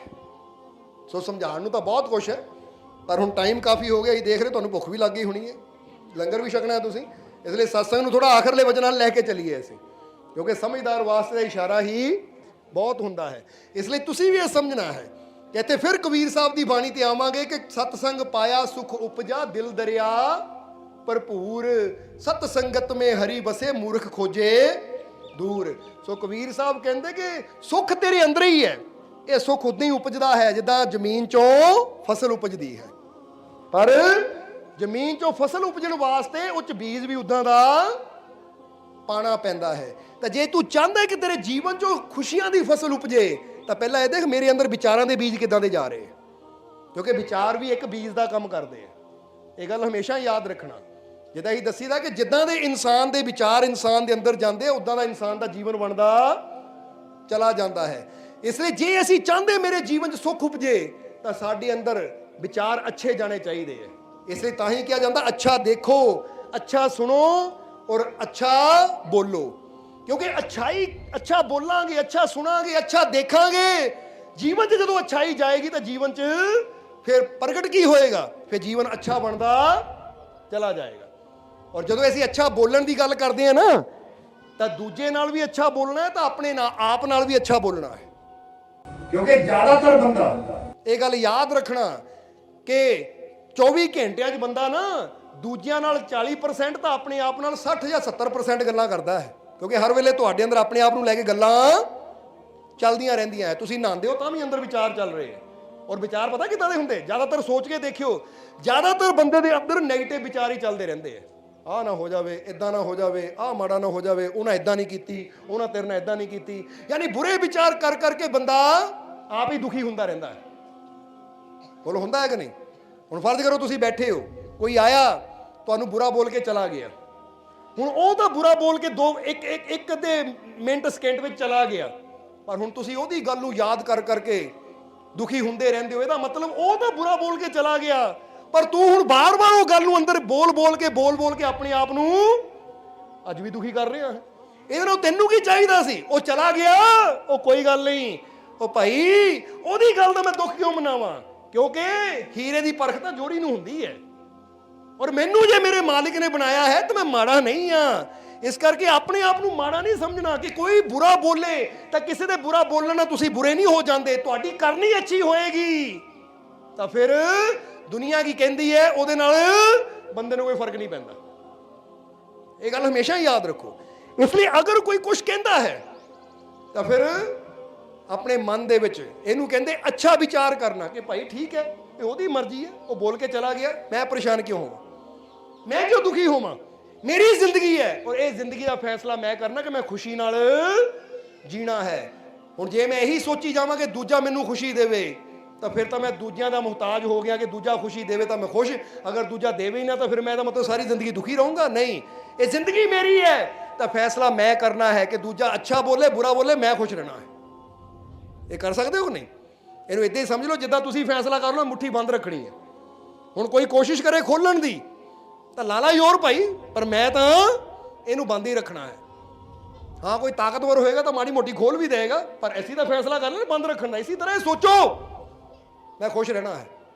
ਔਰ ਕਈ ਵਾਰ ਇਹ ਐਕਸਪੈਰੀਮੈਂਟ ਕਰਕੇ ਦੇਖਿਆ ਕਰੋ।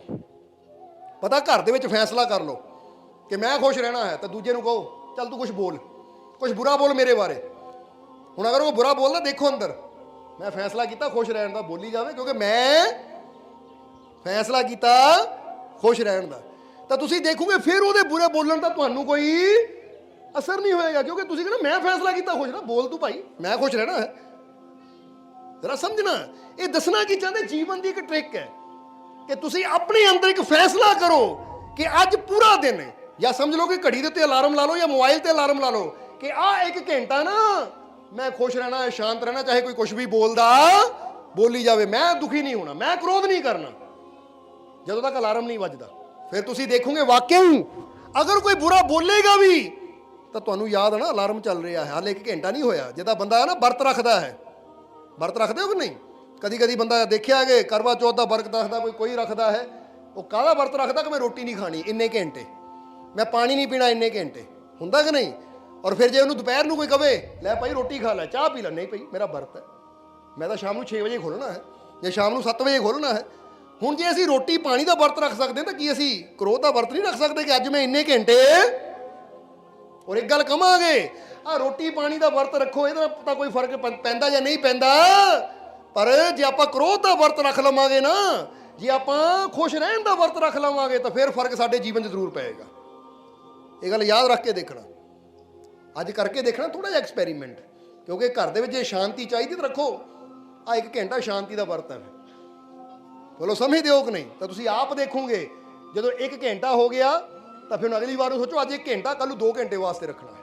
ਟਾਈਮ ਵਧਾਉਂਦੇ ਚਲੇ ਜਾਓ, ਕਿਉਂਕਿ ਜਿਹੜੀ ਚੀਜ਼ 1 ਘੰਟਾ ਹੋ ਸਕਦੀ ਉਹ 2 ਘੰਟੇ ਵੀ ਹੋ ਸਕਦੀ ਹੈ, ਫਿਰ 3 ਘੰਟੇ ਵੀ ਹੋ ਸਕਦੀ ਹੈ। ਕਿਉਂਕਿ ਜੇ ਸਾਨੂੰ ਚਾਹੀਦਾ ਕੁਛ ਨਾ ਕੁਛ ਕਦਮ ਤਾਂ ਸਾਨੂੰ ਉਠਾਣੇ ਪੈਣਗੇ, ਕਿਉਂਕਿ ਵੈਸੇ ਵੀ ਜਾਪਾਨ ਦੀ ਕਹਾਵਤ ਹੈ ਕਿ 1000 ਮੀਲ ਦਾ ਸਫ਼ਰ ਵੀ ਪਹਿਲੇ ਕਦਮ ਤੋਂ ਹੀ ਸ਼ੁਰੂ ਹੁੰਦਾ ਹੈ। ਜੇ ਤਾਜ ਮਹਿਲ ਵਰਗੀ ਐਡੀ ਵੱਡੀ ਇਮਾਰਤ ਬਣੀ ਤਾਂ ਉਹ ਵੀ ਪਹਿਲੇ ਪੱਥਰ ਤੋਂ ਬਣੀ ਸੀ, ਕਿਉਂਕਿ ਪਹਿਲਾ ਪੱਥਰ ਰੱਖਿਆ, ਫਿਰ ਦੂਜਾ, ਫਿਰ ਤੀਜਾ, ਫਿਰ ਚੌਥਾ, ਫਿਰ ਇੱਦਾਂ ਹੀ ਪੱਥਰ ਜੁੜਦੇ ਗਏ ਤਾਂ ਤਾਜ ਮਹਿਲ ਇੰਨਾ ਸੁੰਦਰ ਬਣ ਗਿਆ। ਇਸੇ ਤਰ੍ਹਾਂ ਤੁਹਾਡਾ ਜੀਵਨ ਵੀ ਸੁੰਦਰ ਬਣ ਸਕਦਾ ਅਗਰ ਅੱਜ ਤੋਂ ਤੁਸੀਂ ਅੱਛੇ ਕਦਮ ਉਠਾਣੇ ਸ਼ੁਰੂ ਕਰ ਦਿਓ ਤਾਂ ਤੁਹਾਡਾ ਜੀਵਨ ਵੀ ਖੁਸ਼ੀਆਂ ਨਾਲ ਭਰਪੂਰ ਹੁੰਦਾ ਚਲਾ ਜਾਏਗਾ। ਬੋਲੋ ਕਰਨਾ ਕਿ ਨਹੀਂ ਅੱਜ ਤੋਂ ਕੋਸ਼ਿਸ਼? ਇਸ ਲਈ ਅੱਛੀਆਂ ਆਦਤਾਂ ਬਣਾਉਣੀਆਂ ਹੈ। ਸੋ ਫਿਰ ਜਾਂਦੇ ਜਾਂਦੇ ਲਾਸਟ ਬਚਨਾਂ 'ਚ ਕਹਾਂਗੇ ਕਿ ਆਦਤ ਦਾ ਮਤਲਬ ਕੀ ਹੁੰਦਾ ਹੈ ਕਿ ਮੈਂ ਉਹ ਕਰਨਾ ਹੈ, ਉਹ ਦੇਖਣਾ ਹੈ ਜਿਹ 'ਚ ਮੈਨੂੰ ਜੀਵਨ 'ਚ ਅੱਛਾ ਰਿਜ਼ਲਟ ਮਿਲੇ, ਅੱਛਾ ਫਾਇਦਾ ਹੋਵੇ। ਜਦੋਂ ਮੈਂ ਖਾਣ ਲੱਗਦਾ ਨਾ ਕੁਛ, ਜਰਾ ਹੁਣ ਗੌਰ ਕਰਨਾ, ਇਹ ਤੁਹਾਨੂੰ ਕਹਿ ਰਹੇ ਕਿ ਆਪਣੇ ਆਪ ਨੂੰ ਪੁੱਛੋ, ਆ ਮੈਂ ਖਾਣ ਲੱਗਾ ਆ, ਇਹ ਮੈਂ ਆਪਣੀ ਸਿਹਤ ਵਾਸਤੇ ਖਾ ਰਿਹਾ ਜਾਂ ਸਵਾਦ ਵਾਸਤੇ ਖਾ ਰਿਹਾ? ਪੁੱਛ ਕੇ ਖਾਓ। ਅਗਰ ਮੈਂ ਸਵਾਦ ਵਾਸਤੇ ਖਾ ਰਿਹਾ, ਕਿਉਂਕਿ ਕਈ ਵਾਰ ਕੁਝ ਚੀਜ਼ਾਂ ਹੁੰਦੀਆਂ ਜਿਹੜੀਆਂ ਸਵਾਦ ਤਾਂ ਬਹੁਤ ਹੁੰਦੀਆਂ ਪਰ ਸਿਹਤ ਵਾਸਤੇ ਅੱਛੀਆਂ ਨਹੀਂ ਹੁੰਦੀਆਂ ਹੈ, ਤਾਂ ਜਿਹੜਾ ਸਮਝਦਾਰ ਬੰਦਾ ਹੋਏਗਾ ਨਾ ਉਹਨਾਂ ਕਹਿਣਾ ਮੈਂ ਸਿਹਤ ਵਾਸਤੇ ਖਾਣੀਆਂ ਹੈ। ਤਾਂ ਬਹੁਤ ਚੀਜ਼ਾਂ ਐਸੀਆਂ ਜਿਹੜੀਆਂ ਖਾਣ ਨੂੰ ਸਵਾਦ ਨਹੀਂ ਹੁੰਦੀਆਂ ਪਰ ਸਿਹਤ ਵਾਸਤੇ ਬਹੁਤ ਅੱਛੀਆਂ ਹੁੰਦੀਆਂ। ਤਾਂ ਸਮਝਦਾਰ ਬੰਦਾ ਹਮੇਸ਼ਾ ਉਹ ਕਰਮ ਕਰੇਗਾ ਜੋ ਉਹਦੇ ਵਾਸਤੇ ਅੱਛਾ ਹੋਵੇ। ਸਮਝ ਆ ਰਹੀ ਕਿ ਨਹੀਂ ਸਾਡੀ ਗੱਲ? ਇਹ ਲਈ ਹੁਣ ਇੱਦਾਂ ਸਮਝ ਲਓ, ਇੱਕ ਪਾਸੇ ਸਲਾਦ ਰੱਖਿਆ ਹੈ, ਇੱਕ ਪਾਸੇ ਛੋਲੇ ਪੂੜੀਆਂ ਰੱਖੇ ਹੈ ਜਾਂ ਪੀਜ਼ੇ 버ਗਰ ਰੱਖੇ ਹੋਏ ਹੈ। ਹੁਣ ਇੱਕ ਬੰਦਾ ਕਹੇਗਾ ਪੀਜ਼ਾ ਬੜਾ ਸਵਾਦ ਹੁੰਦਾ, 버ਗਰ ਬੜਾ ਸਵਾਦ ਹੁੰਦਾ, ਛੋਲੇ ਪੂੜੀਆਂ ਬੜੀਆਂ ਸਵਾਦ ਹੁੰਦੀਆਂ ਹੈ, ਪਰ ਦੂਜੇ ਪਾਸੇ ਆਹ ਸਲਾਦ ਦਾ ਕੀ ਸਵਾਦ ਹੈ, ਆਹ ਸਬਜ਼ੀਆਂ ਦਾ ਕੀ ਸਵਾਦ ਹੈ? ਪਰ ਜਿਹੜਾ ਸਮਝਦਾਰ ਹੋਏਗਾ ਨਾ ਉਹ ਕਹੇਗਾ ਭਾਈ ਠੀਕ ਹੈ ਸਬਜ਼ੀਆਂ ਦਾ ਸਵਾਦ ਕੋਈ ਨਹੀਂ, ਪਰ ਹੈਲਥ ਵਾਸਤੇ ਇਹ ਅੱਛੀਆਂ। ਜੇ ਮੈਨੂੰ ਫਿਟਨੈਸ ਚਾਹੀਦੀ ਹੈ, ਅੱਛੀ ਸਿਹਤ ਚਾਹੀਦੀ ਹੈ ਤਾਂ ਫਿਰ ਮੈਂ ਇਹ ਖਾਵਾਂ, ਕਿਉਂਕਿ ਅੱਜ ਤਾਂ ਡਾਕਟਰ ਵੀ ਕਹਿੰਦੇ ਕਿ ਫਾਸਟ ਫੂਡ ਛੱਡੋ, ਆ ਕੋਕ ਪੀਣਾ ਬੰਦ ਕਰੋ। ਬੋਲੋ ਸਮਝਦੇ ਹੋ ਕਿ ਨਹੀਂ? ਇੱਦਾਂ ਦੀਆਂ ਬੁਰੀਆਂ ਚੀਜ਼ਾਂ, ਡਿੱਬਾ ਬੰਦ ਜਿਹੜੇ ਹੈ ਨਾ ਚੀਜ਼ਾਂ ਬੰਦ ਕਰੋ, ਤਾਂ ਸ਼ੁੱਧ ਚੀਜ਼ਾਂ ਦਾ ਇਸਤੇਮਾਲ ਕਰੋ ਤਾਂ ਕਿ ਜੀਵਨ 'ਚ ਅੱਛਾ ਰਹੇ। ਔਰ ਜਿੱਦਾਂ ਦੱਸਿਆ ਕਿ ਰੋਜ਼ ਇੱਕ ਸੇਬ ਖਾਣ ਨਾਲ ਵੀ ਕਹਿੰਦੇ ਬਿਮਾਰੀਆਂ ਕਈ ਦੂਰ ਰਹਿੰਦੇ। ਚੰਗੀਆਂ ਆਦਤਾਂ ਬਣਾਈਏ, ਇਸ ਕੰਮ ਬੜੇ ਸੌਖੇ ਹੁੰਦੇ, ਆਸਾਨ ਹੁੰਦੇ ਹੈ, ਪਰ ਕੀ ਕਰੀਏ ਬੰਦਾ ਆਦਤ ਨਹੀਂ ਬਣਾਉਂਦਾ। ਅੱਜ ਤੋਂ ਆਦਤ ਬਣਾਉਣੀ ਹੈ ਆਪਣੀ, ਕਿਉਂਕਿ ਜੀਵਨ ਖੁਸ਼ੀਆਂ ਭਰਿਆ ਚਾਹੀਦਾ ਹੈ, ਤਾਂ ਫਿਰ ਅੱਜ ਤੋਂ ਤਿਆਰੀ ਵੀ ਖੁਸ਼ੀਆਂ ਦੀ ਸ਼ੁਰੂ ਕਰਨੀ ਹੈ। ਹੁਣ ਕਿਤੇ ਘਰ 'ਚ ਵਿਆਹ ਸ਼ਾਦੀ ਹੋਵੇ ਨਾ, ਤਿਆਰੀ ਮਹੀਨਾ ਪਹਿਲਾਂ ਸ਼ੁਰੂ ਹੋ ਜਾਂਦੀ ਕਿ ਨਹੀਂ? ਔਰ ਫਿਰ ਜਦੋਂ ਉਹ ਟਾਈਮ ਆਉਂਦਾ, ਬੰਦਾ ਕਹਿੰਦਾ ਲੈ ਵੀ ਤਿਆਰੀਆਂ ਕੀਤੀਆਂ ਸੀ ਤਾਂ ਬੜਾ ਵਧੀਆ ਟਾਈਮ ਹੋ ਗਿਆ। ਕਿਉਂਕਿ ਖੁਸ਼ੀਆਂ ਦੀ ਵੀ ਤਿਆਰੀ ਕਰਨੀ ਪੈਂਦੀ ਹੈ, ਤੰਦਰੁਸਤੀ ਦੀ ਵੀ ਤਿਆਰੀ ਕਰਨੀ ਪੈਂਦੀ ਹੈ, ਕਾਮਯਾਬੀ ਦੀ ਵੀ ਤਿਆਰੀ ਕਰਨੀ ਪੈਂਦੀ ਹੈ। ਤੁਹਾਨੂੰ ਕੀ ਚਾਹੀਦਾ ਹੈ ਅੱਜ ਤੋਂ? ਬਸ ਫੈਸਲਾ ਕਰ ਲਓ, ਮੈਨੂੰ ਆਹ ਚੀਜ਼ ਚਾਹੀਦੀ ਹੈ, ਤੰਦਰੁਸਤੀ, ਖੁਸ਼ੀ, ਕਾਮਯਾਬੀ, ਸਫਲਤਾ। ਅੱਜ ਤੋਂ ਮੈਂ ਤਿਆਰੀ ਕਰਨੀ ਕਿ ਕਰਮ ਉਹ ਕਰਨੇ, ਆਦਤਾਂ ਉਹ ਬਣਾਉਣੀਆਂ ਜਿਹੜੀਆਂ ਮੈਨੂੰ ਮੇਰੀ ਮੰਜ਼ਿਲ ਤੱਕ ਲੈ ਜਾਣ। ਉਹ ਬਣਾਓਗੇ ਕਿ ਨਹੀਂ? ਇਸ ਲਈ ਅੱਜ ਤੋਂ ਅੱਛਾ ਬੋਲੋ, ਆਪਣੇ ਆਪ ਨਾਲ ਵੀ ਅੱਛਾ ਬੋਲੋ। ਅੱਛਾ ਬੋਲਣ ਦਾ ਮਤਲਬ ਕੀ ਹੈ ਕਿ ਆਪਣੇ ਆਪ ਨਾਲ ਪੋਜ਼ਿਟਿਵ ਗੱਲ ਕਰਨੀ ਹੈ। ਪੋਜ਼ਿਟਿਵ ਦਾ ਮਤਲਬ ਜੇ ਅੰਦਰ ਕੋਈ ਡਰ ਦੀ, ਕੋਈ ਚਿੰਤਾ ਦੀ, ਕੋਈ ਨੈਗੇਟਿਵਿਟੀ ਵਾਲੀ ਗੱਲ ਆਵੇ ਤਾਂ ਕਹੋ ਨਹੀਂ, ਉਹ ਮੇਰਾ ਮਾਲਿਕ ਮੇਰੇ ਨਾਲ ਹੈ, ਸਭ ਕੁਝ ਅੱਛਾ ਹੋਏਗਾ। ਕਿਉਂਕਿ ਜਿੱਦਾਂ ਹੀ ਦੱਸਿਆ ਕਿ prayer is the key to the gate of heaven. ਇਹ ਜੀਸਸ ਕ੍ਰਾਈਸਟ ਨੇ ਕਿਹਾ ਹੈ ਕਿ prayer is the key to the gate of heaven, ਕਿ ਪ੍ਰਾਰਥਨਾ ਸਵਰਗ ਦੇ ਦੁਆਰ ਦੀ ਚਾਬੀ ਹੈ। ਕਿ ਜਦੋਂ ਵੀ ਕੋਈ ਜੀਵਨ 'ਚ ਮੁਸ਼ਕਿਲ ਆਵੇ, ਜਿੱਥੇ ਲੱਗੇ ਮੇਰਾ ਕੋਈ ਬਸ ਨਹੀਂ ਚੱਲਦਾ, ਪ੍ਰਾਰਥਨਾ ਕਰ, ਕਿਉਂਕਿ ਇੱਕ ਤਾਕਤ ਐਸੀ ਹੈ ਜਿਹਦੇ ਬਸ 'ਚ ਸਭ ਕੁਝ ਹੈ। ਜੇ ਤੇਰਾ ਕਿਸੇ ਚੀਜ਼ ਤੇ ਕੰਟਰੋਲ ਹੈ ਨਹੀਂ ਤਾਂ ਉਹਦਾ ਕੰਟਰੋਲ ਸਾਰੀਆਂ ਚੀਜ਼ਾਂ ਤੇ। ਬੰਦਾ ਕਹਿੰਦਾ ਮੈਂ ਇੱਥੇ ਕੀ ਕਰ ਸਕਦਾ, ਮੇਰੇ ਹੱਥ 'ਚ ਨਹੀਂ ਹੈ, ਤਾਂ ਯਾਦ ਰੱਖ ਜੇ ਤੇਰੇ ਹੱਥ 'ਚ ਨਹੀਂ ਹੈ ਨਾ, ਤਾਂ ਸੱਚੇ ਦਿਲੋਂ ਉਹਦੇ ਅੱਗੇ ਪ੍ਰੇਅਰ ਕਰ, ਪ੍ਰਾਰਥਨਾ ਕਰ, ਦੁਆ ਕਰ, ਅਰਦਾਸ ਕਰ, ਕਿਉਂਕਿ ਉਹਦੇ ਹੱਥ 'ਚ ਸਭ ਕੁਝ ਹੈ। ਜਦੋਂ ਉਹਦੀ, ਤਾਂ ਹੀ ਕਹਿੰਦੇ ਮਿਹਨਤ ਤੇਰੀ ਤੇ ਰਹਿਮਤ ਉਹਦੀ। ਜਦੋਂ ਦੋਨੇ ਚੀਜ਼ਾਂ ਮਿਲਦੀਆਂ ਤਾਂ ਫਿਰ ਸਭ ਕੁਝ ਹੁੰਦਾ ਚਲਾ ਜਾਂਦਾ ਹੈ। ਕਿਉਂਕਿ ਮਿਹਨਤ ਦੇ ਨਾਲ ਨਾਲ ਉਹਦੀ ਰਹਿਮਤ ਦਾ ਵੀ ਬਹੁਤ ਬੜਾ ਯੋਗਦਾਨ ਹੁੰਦਾ ਜੀਵਨ 'ਚ ਕਾਮਯਾਬ ਹੋਣ ਵਾਸਤੇ। ਔਰ ਉਹਦੀ ਰਹਿਮਤ ਕਿਹਦਾ ਸਾਥ ਦਿੰਦੀ ਹੈ? ਜਿੱਦਾਂ ਹੀ ਦੱਸਿਆ ਕਿ ਜਿਹੜਾ ਸਵੇਰੇ ਟਾਈਮ ਕੱਢ ਕੇ ਸਭ ਤੋਂ ਪਹਿਲਾਂ ਉਹਨੂੰ ਯਾਦ ਕਰਦਾ ਹੈ। ਤਾਂ ਹੀ ਤਾਂ ਕਹਿੰਦੇ ਨਾ ਸੁਬਹ ਸੁਬਹ ਲੈ ਹਰ ਕਾ ਨਾਮ ਬਣ ਜਾਏਂਗੇ ਬਿਗੜੇ ਕੰਮ। ਜੇ ਸਵੇਰੇ ਸਵੇਰੇ ਉੱਠ ਕੇ ਆਪਣੇ ਹਰੀ ਦਾ ਨਾਮ ਲਏਗਾ, ਪ੍ਰਭੂ ਨੂੰ ਯਾਦ ਕਰੇਗਾ, ਤਾਂ ਤੇਰੇ ਬਿਗੜੇ ਕੰਮ ਬਣਦੇ ਚਲੇ ਜਾਣਗੇ। ਸਮਝਦੇ ਹੋ ਕਿ ਨਹੀਂ? ਇਸ ਲਈ ਅੱਜ ਤੋਂ ਬਸ ਇਹ ਕੁਝ ਨਿਯਮ ਅਪਣਾਣੇ ਹੈ। ਅੱਛਾ ਬੋਲਣਾ, ਅੱਛਾ ਦੇਖਣਾ, ਅੱਛਾ ਸੁਣਨਾ, ਅੱਛੀਆਂ ਆਦਤਾਂ, ਔਰ ਸਵੇਰੇ ਉੱਠ ਕੇ ਅੰਮ੍ਰਿਤ ਵੇਲੇ ਆਪਣੇ ਮਾਲਿਕ ਨੂੰ, ਆਪਣੇ ਪ੍ਰਭੂ ਨੂੰ ਯਾਦ ਕਰਨਾ ਹੈ। ਤਾਂ ਫਿਰ ਦੇਖੋ ਤੁਹਾਡੇ ਸੁੱਤੇ ਭਾਗ ਕਿੱਦਾਂ ਜਾਗਣਗੇ, ਤੁਹਾਡੇ ਰੁਕੇ ਕੰਮ ਕਿੱਦਾਂ ਬਣਨੇ ਸ਼ੁਰੂ ਹੋ ਜਾਣਗੇ। ਕਿਉਂਕਿ ਜਦੋਂ ਵੀ ਦਿਨ ਦੀ ਸ਼ੁਰੂਆਤ ਕਰਨੀ ਪੂਰੇ ਵਿਸ਼ਵਾਸ ਨਾਲ ਕਿ ਇਹ ਦਿਨ ਮੈਨੂੰ ਮੇਰੇ ਮਾਲਿਕ ਨੇ ਦਿੱਤਾ ਹੈ, ਇਹ ਦਿਨ ਉਹਦੀ ਕਿਰਪਾ ਨਾਲ ਮਿਲਿਆ, ਔਰ ਮੈਨੂੰ ਪੂਰਾ ਯਕੀਨ ਹੈ ਮੈਨੂੰ ਕਾਮਯਾਬੀ ਵੀ ਉਹ ਜ਼ਰੂਰ ਦੇਗਾ। ਕਿਉਂਕਿ ਜਿਹੜੀ ਚੀਜ਼ ਮੇਰੇ ਰੱਬ ਨੇ ਮੈਨੂੰ ਦਿੱਤੀ ਹੈ ਉਹ ਮੇਰੇ ਵਾਸਤੇ ਮਾੜੀ ਨਹੀਂ ਹੋ ਸਕਦੀ, ਮੇਰੇ ਵਾਸਤੇ ਅੱਛੀ ਹੋਏਗੀ। ਵਿਸ਼ਵਾਸ ਰੱਖਣਾ ਹੈ, ਕਿਉਂਕਿ ਦਿਨ ਉਹਦੀ ਕਿਰਪਾ ਨਾਲ ਮਿਲਦਾ ਹੈ ਔਰ ਆਉਣ ਵਾਲਾ ਸਮਾਂ ਉਹਦੇ ਹੱਥ 'ਚ ਹੈ। ਤਾਂ ਜਿਹੜੀ ਚੀਜ਼ ਮੇਰੇ ਰੱਬ ਦੇ ਹੱਥ 'ਚ ਹੈ ਉਹ ਮੇਰੇ ਵਾਸਤੇ ਮਾੜੀ ਕਦੀ ਹੋ ਹੀ ਨਹੀਂ ਸਕਦੀ। ਇਹ ਸੋਚ ਆਪਣੇ ਅੰਦਰ ਰੱਖਣੀ ਹੈ। ਬੋਲੋ ਰੱਖੋਗੇ ਕਿ ਨਹੀਂ? ਸੋ ਇਸ ਲਈ ਅੱਜ ਤੋਂ ਬਸ ਇਹ ਨਿਯਮ ਅਪਣਾਓ, ਤਾਂ ਫਿਰ ਦੇਖੋ ਤੁਹਾਡੇ ਜੀਵਨ 'ਚ ਕਿੱਦਾਂ ਸੁੱਖ ਉਪਜਦੇ ਹੈ, ਕਿੱਦਾਂ ਖੁਸ਼ੀਆਂ ਆਉਂਦੀਆਂ ਹੈ, ਕੋਈ ਕਮੀ ਨਹੀਂ ਤੁਹਾਨੂੰ ਰਹੇਗੀ। ਕਿਉਂਕਿ ਜਿਹੜਾ ਆਪਣੇ ਰੱਬ ਤੇ ਵਿਸ਼ਵਾਸ ਰੱਖਦਾ ਹੈ, ਆਪਣੇ ਮਾਲਿਕ ਤੇ ਯਕੀਨ ਰੱਖਦਾ ਹੈ, ਕਿ ਜਿਸ ਤਰ੍ਹਾਂ ਦੱਸਿਆ ਪਹਿਲਾਂ ਹੀ ਕਿ ਗੁਰੂਆਂ ਨੇ ਵੀ ਫਰਮਾਨ ਕੀਤਾ ਕਿ ਸਭ ਸੁਖ ਦਾਤਾ ਰਾਮ ਹੈ, ਦੂਸਰਾ ਨਾ ਹੈ ਕੋਈ। ਕਿ ਜਦੋਂ ਉਹ ਸੁੱਖਾਂ ਦੇ ਦਾਤੇ ਤੇ ਅਸੀਂ ਵਿਸ਼ਵਾਸ ਰੱਖਦੇ ਹਾਂ ਨਾ, ਤਾਂ ਦਾਤਾਂ ਦੀ ਕਮੀ ਕਦੀ ਉਹ ਸਾਨੂੰ ਆ ਨਹੀਂ ਦਿੰਦਾ। ਇਸ ਲਈ ਵਿਸ਼ਵਾਸ ਰੱਖੋ ਉਹ ਤਾਕਤ ਤੇ ਕਿ ਜਿਹੜਾ ਪੂਰੇ ਬ੍ਰਹਿਮੰਡ ਨੂੰ ਸੰਭਾਲ ਰਿਹਾ ਹੈ, ਸਾਰੀ ਧਰਤੀ ਨੂੰ ਹਵਾ 'ਚ ਜਾਂ ਇੰਨੇ ਗ੍ਰਹਿਾਂ ਨੂੰ ਹਵਾ 'ਚ ਸੰਭਾਲ ਰਿਹਾ, ਉਹ ਸਾਡੇ ਜੀਵਨ ਦੀ ਸੰਭਾਲ ਜ਼ਰੂਰ ਕਰੇਗਾ। ਉਹ ਮੈਨੂੰ ਹਰ ਮੁਸ਼ਕਿਲ 'ਚੋਂ ਜ਼ਰੂਰ ਕੱਢੇਗਾ, ਉਹ ਮੈਨੂੰ ਕਿਸੇ ਚੀਜ਼ ਦੀ ਕਮੀ ਨਹੀਂ ਆਉਣ ਦੇਗਾ। ਕਿਉਂਕਿ ਜਿਸ ਨੇ ਮੈਨੂੰ ਜ਼ਿੰਦਗੀ ਦਿੱਤੀ ਹੈ, ਜੇ ਉਹ ਮੇਰੇ ਜੀਵਨ ਦਾ ਮਾਲਿਕ ਹੈ, ਜੇ ਉਹ ਮੇਰਾ ਪਿਤਾ ਹੈ, ਤਾਂ ਮੇਰੀਆਂ ਸਾਰੀਆਂ ਜ਼ਰੂਰਤਾਂ ਵੀ ਜ਼ਰੂਰ ਉਹ ਪੂਰੀਆਂ ਕਰੇਗਾ। ਇਹ ਵਿਸ਼ਵਾਸ ਰੱਖਣਾ ਆਪਣੇ ਮਾਲਿਕ ਤੇ, ਔਰ ਇਸ ਵਿਸ਼ਵਾਸ ਨਾਲ ਕਦਮ ਵਧਾਉਣਾ ਹੈ। ਤਾਂ ਦੇਖੋ ਫਿਰ ਜੀਵਨ 'ਚ ਕੋਈ ਕਮੀ ਨਹੀਂ ਆਏਗੀ, ਕੋਈ ਤੋਟ ਨਹੀਂ ਆਏਗੀ, ਕੋਈ ਘਾਟ ਨਹੀਂ ਆਏਗੀ, ਔਰ ਹਰ ਖੁਸ਼ੀ ਤੁਹਾਨੂੰ ਮਿਲਦੀ ਚਲੀ ਜਾਏਗੀ। ਔਰ ਹੁਣ ਸਮਾਂ ਕਾਫੀ ਹੋ ਗਿਆ ਹੈ, ਇਸ ਲਈ ਹੁਣ ਅਸੀਂ ਸਤਸੰਗ ਨੂੰ ਅੰਤਿਮ ਬਚਨਾਂ 'ਚ ਸਮਾਪਤੀ ਤਰਫ ਲੈ ਕੇ ਜਾਵਾਂਗੇ। ਔਰ ਇਹ ਸਮਾਪਤੀ ਇਹਦੇ ਨਾਲ ਹੀ ਕਰਾਂਗੇ ਕਿ ਜਿਸ ਤਰ੍ਹਾਂ ਬਾਬਾ ਫਰੀਦ ਨੇ ਵੀ ਕਿਹਾ ਹੈ ਕਿ ਫਰੀਦਾ ਮੈਨੂੰ ਮੁੰਜ ਕਰ ਨਿੱਕਾ ਕਰ ਕਰ ਕੁੱਟ, ਭਰੇ ਖਜ਼ਾਨੇ ਰੱਬ ਦੇ ਫਿਰ ਜੋ ਚਾਹੇ ਸੋ ਲੁੱਟੋ। ਕਹਿੰਦੇ ਰੱਬ ਦੇ ਖਜ਼ਾਨੇ ਭਰੇ ਹੋਏ, ਲੁੱਟਣਾ ਤੈਨੂੰ ਪੈਣਾ ਹੈ, ਕਿਉਂਕਿ ਉਹ ਤਾਂ ਦੇਣ ਨੂੰ ਤਿਆਰ ਹੈ। ਉਹਦੇ ਦਰਵਾਜ਼ੇ ਤਾਂ 24 ਘੰਟੇ ਖੁੱਲੇ ਹੈ। ਕਿ ਬਸ ਇਹ ਆਪਣੀ ਮੈਂ ਨੂੰ ਮਾਰਨਾ ਪੈਣਾ ਹੈ। ਜਿਹੜੀ ਬੰਦਾ ਹਰ ਵੇਲੇ ਮੈਂ ਕਰਦਾ ਨਾ, ਉਹ ਕਹਿੰਦੇ ਹੰਕਾਰ ਨੂੰ ਤਿਆਗ, ਨਿਮਰਤਾ ਆਪਣੇ ਅੰਦਰ ਲਿਆ, ਔਰ ਆਪਣੇ ਰੱਬ ਤੇ ਵਿਸ਼ਵਾਸ ਰੱਖ, ਤਾਂ ਫਿਰ ਉਹਦੇ ਖਜ਼ਾਨਿਆਂ 'ਚ ਕੋਈ ਤੋਟ ਨਹੀਂ ਹੈ, ਉਹਦੇ ਖਜ਼ਾਨਿਆਂ 'ਚ ਕੋਈ ਕਮੀ ਨਹੀਂ ਹੈ। ਫਿਰ ਤੂੰ ਜੋ ਚਾਹਵੇਂ ਉਹਦੇ ਘਰ 'ਚੋਂ ਹਾਸਿਲ ਕਰ ਸਕਦਾ ਹੈ, ਕਿਉਂਕਿ ਉਹਦੇ ਹੱਥ 'ਚ ਸਭ ਕੁਝ ਹੈ। ਬਸ ਤੂੰ ਵਿਸ਼ਵਾਸ ਰੱਖਣਾ ਆਪਣੇ ਮਾਲਿਕ ਤੇ, ਆਪਣੇ ਪਰਮਾਤਮਾ ਤੇ, ਕਿ ਮੈਨੂੰ ਆਪਣੇ ਮਾਲਿਕ ਤੇ ਪੂਰਾ ਯਕੀਨ ਹੈ। ਜੇ ਅੱਜ ਮੇਰੇ ਜੀਵਨ 'ਚ ਕੋਈ ਪ੍ਰੋਬਲਮ ਹੈ ਤਾਂ ਇਹਦਾ ਹੱਲ ਵੀ ਜ਼ਰੂਰ ਹੋਏਗਾ। ਜੇ ਅੱਜ ਮੇਰੇ ਜੀਵਨ 'ਚ ਕੋਈ ਮੁਸ਼ਕਿਲ ਹੈ ਤਾਂ ਮੁਸ਼ਕਿਲ ਦੂਰ ਵੀ ਜ਼ਰੂਰ ਹੋਏਗੀ। ਜੇ ਅੱਜ ਮੇਰੇ ਜੀਵਨ 'ਚ ਕੋਈ ਰੋਗ ਹੈ, ਕੋਈ ਬਿਮਾਰੀ ਹੈ, ਤਾਂ ਮੈਨੂੰ ਪੂਰਾ ਯਕੀਨ ਹੈ ਉਹ ਤਾਕਤ ਤੇ ਕਿ ਮੇਰੇ ਸਾਰੇ ਦੁੱਖਾਂ ਨੂੰ ਉਹ ਜ਼ਰੂਰ ਦੂਰ ਕਰੇਗੀ, ਔਰ ਮੈਨੂੰ ਹਰ ਮੁਸ਼ਕਿਲ 'ਚੋਂ ਕੱਢ ਕੇ ਖੁਸ਼ੀਆਂ ਤੱਕ ਲੈ ਕੇ ਜਾਏਗੀ। मेरा मुर्शिद सोना, सोना सोना मेरा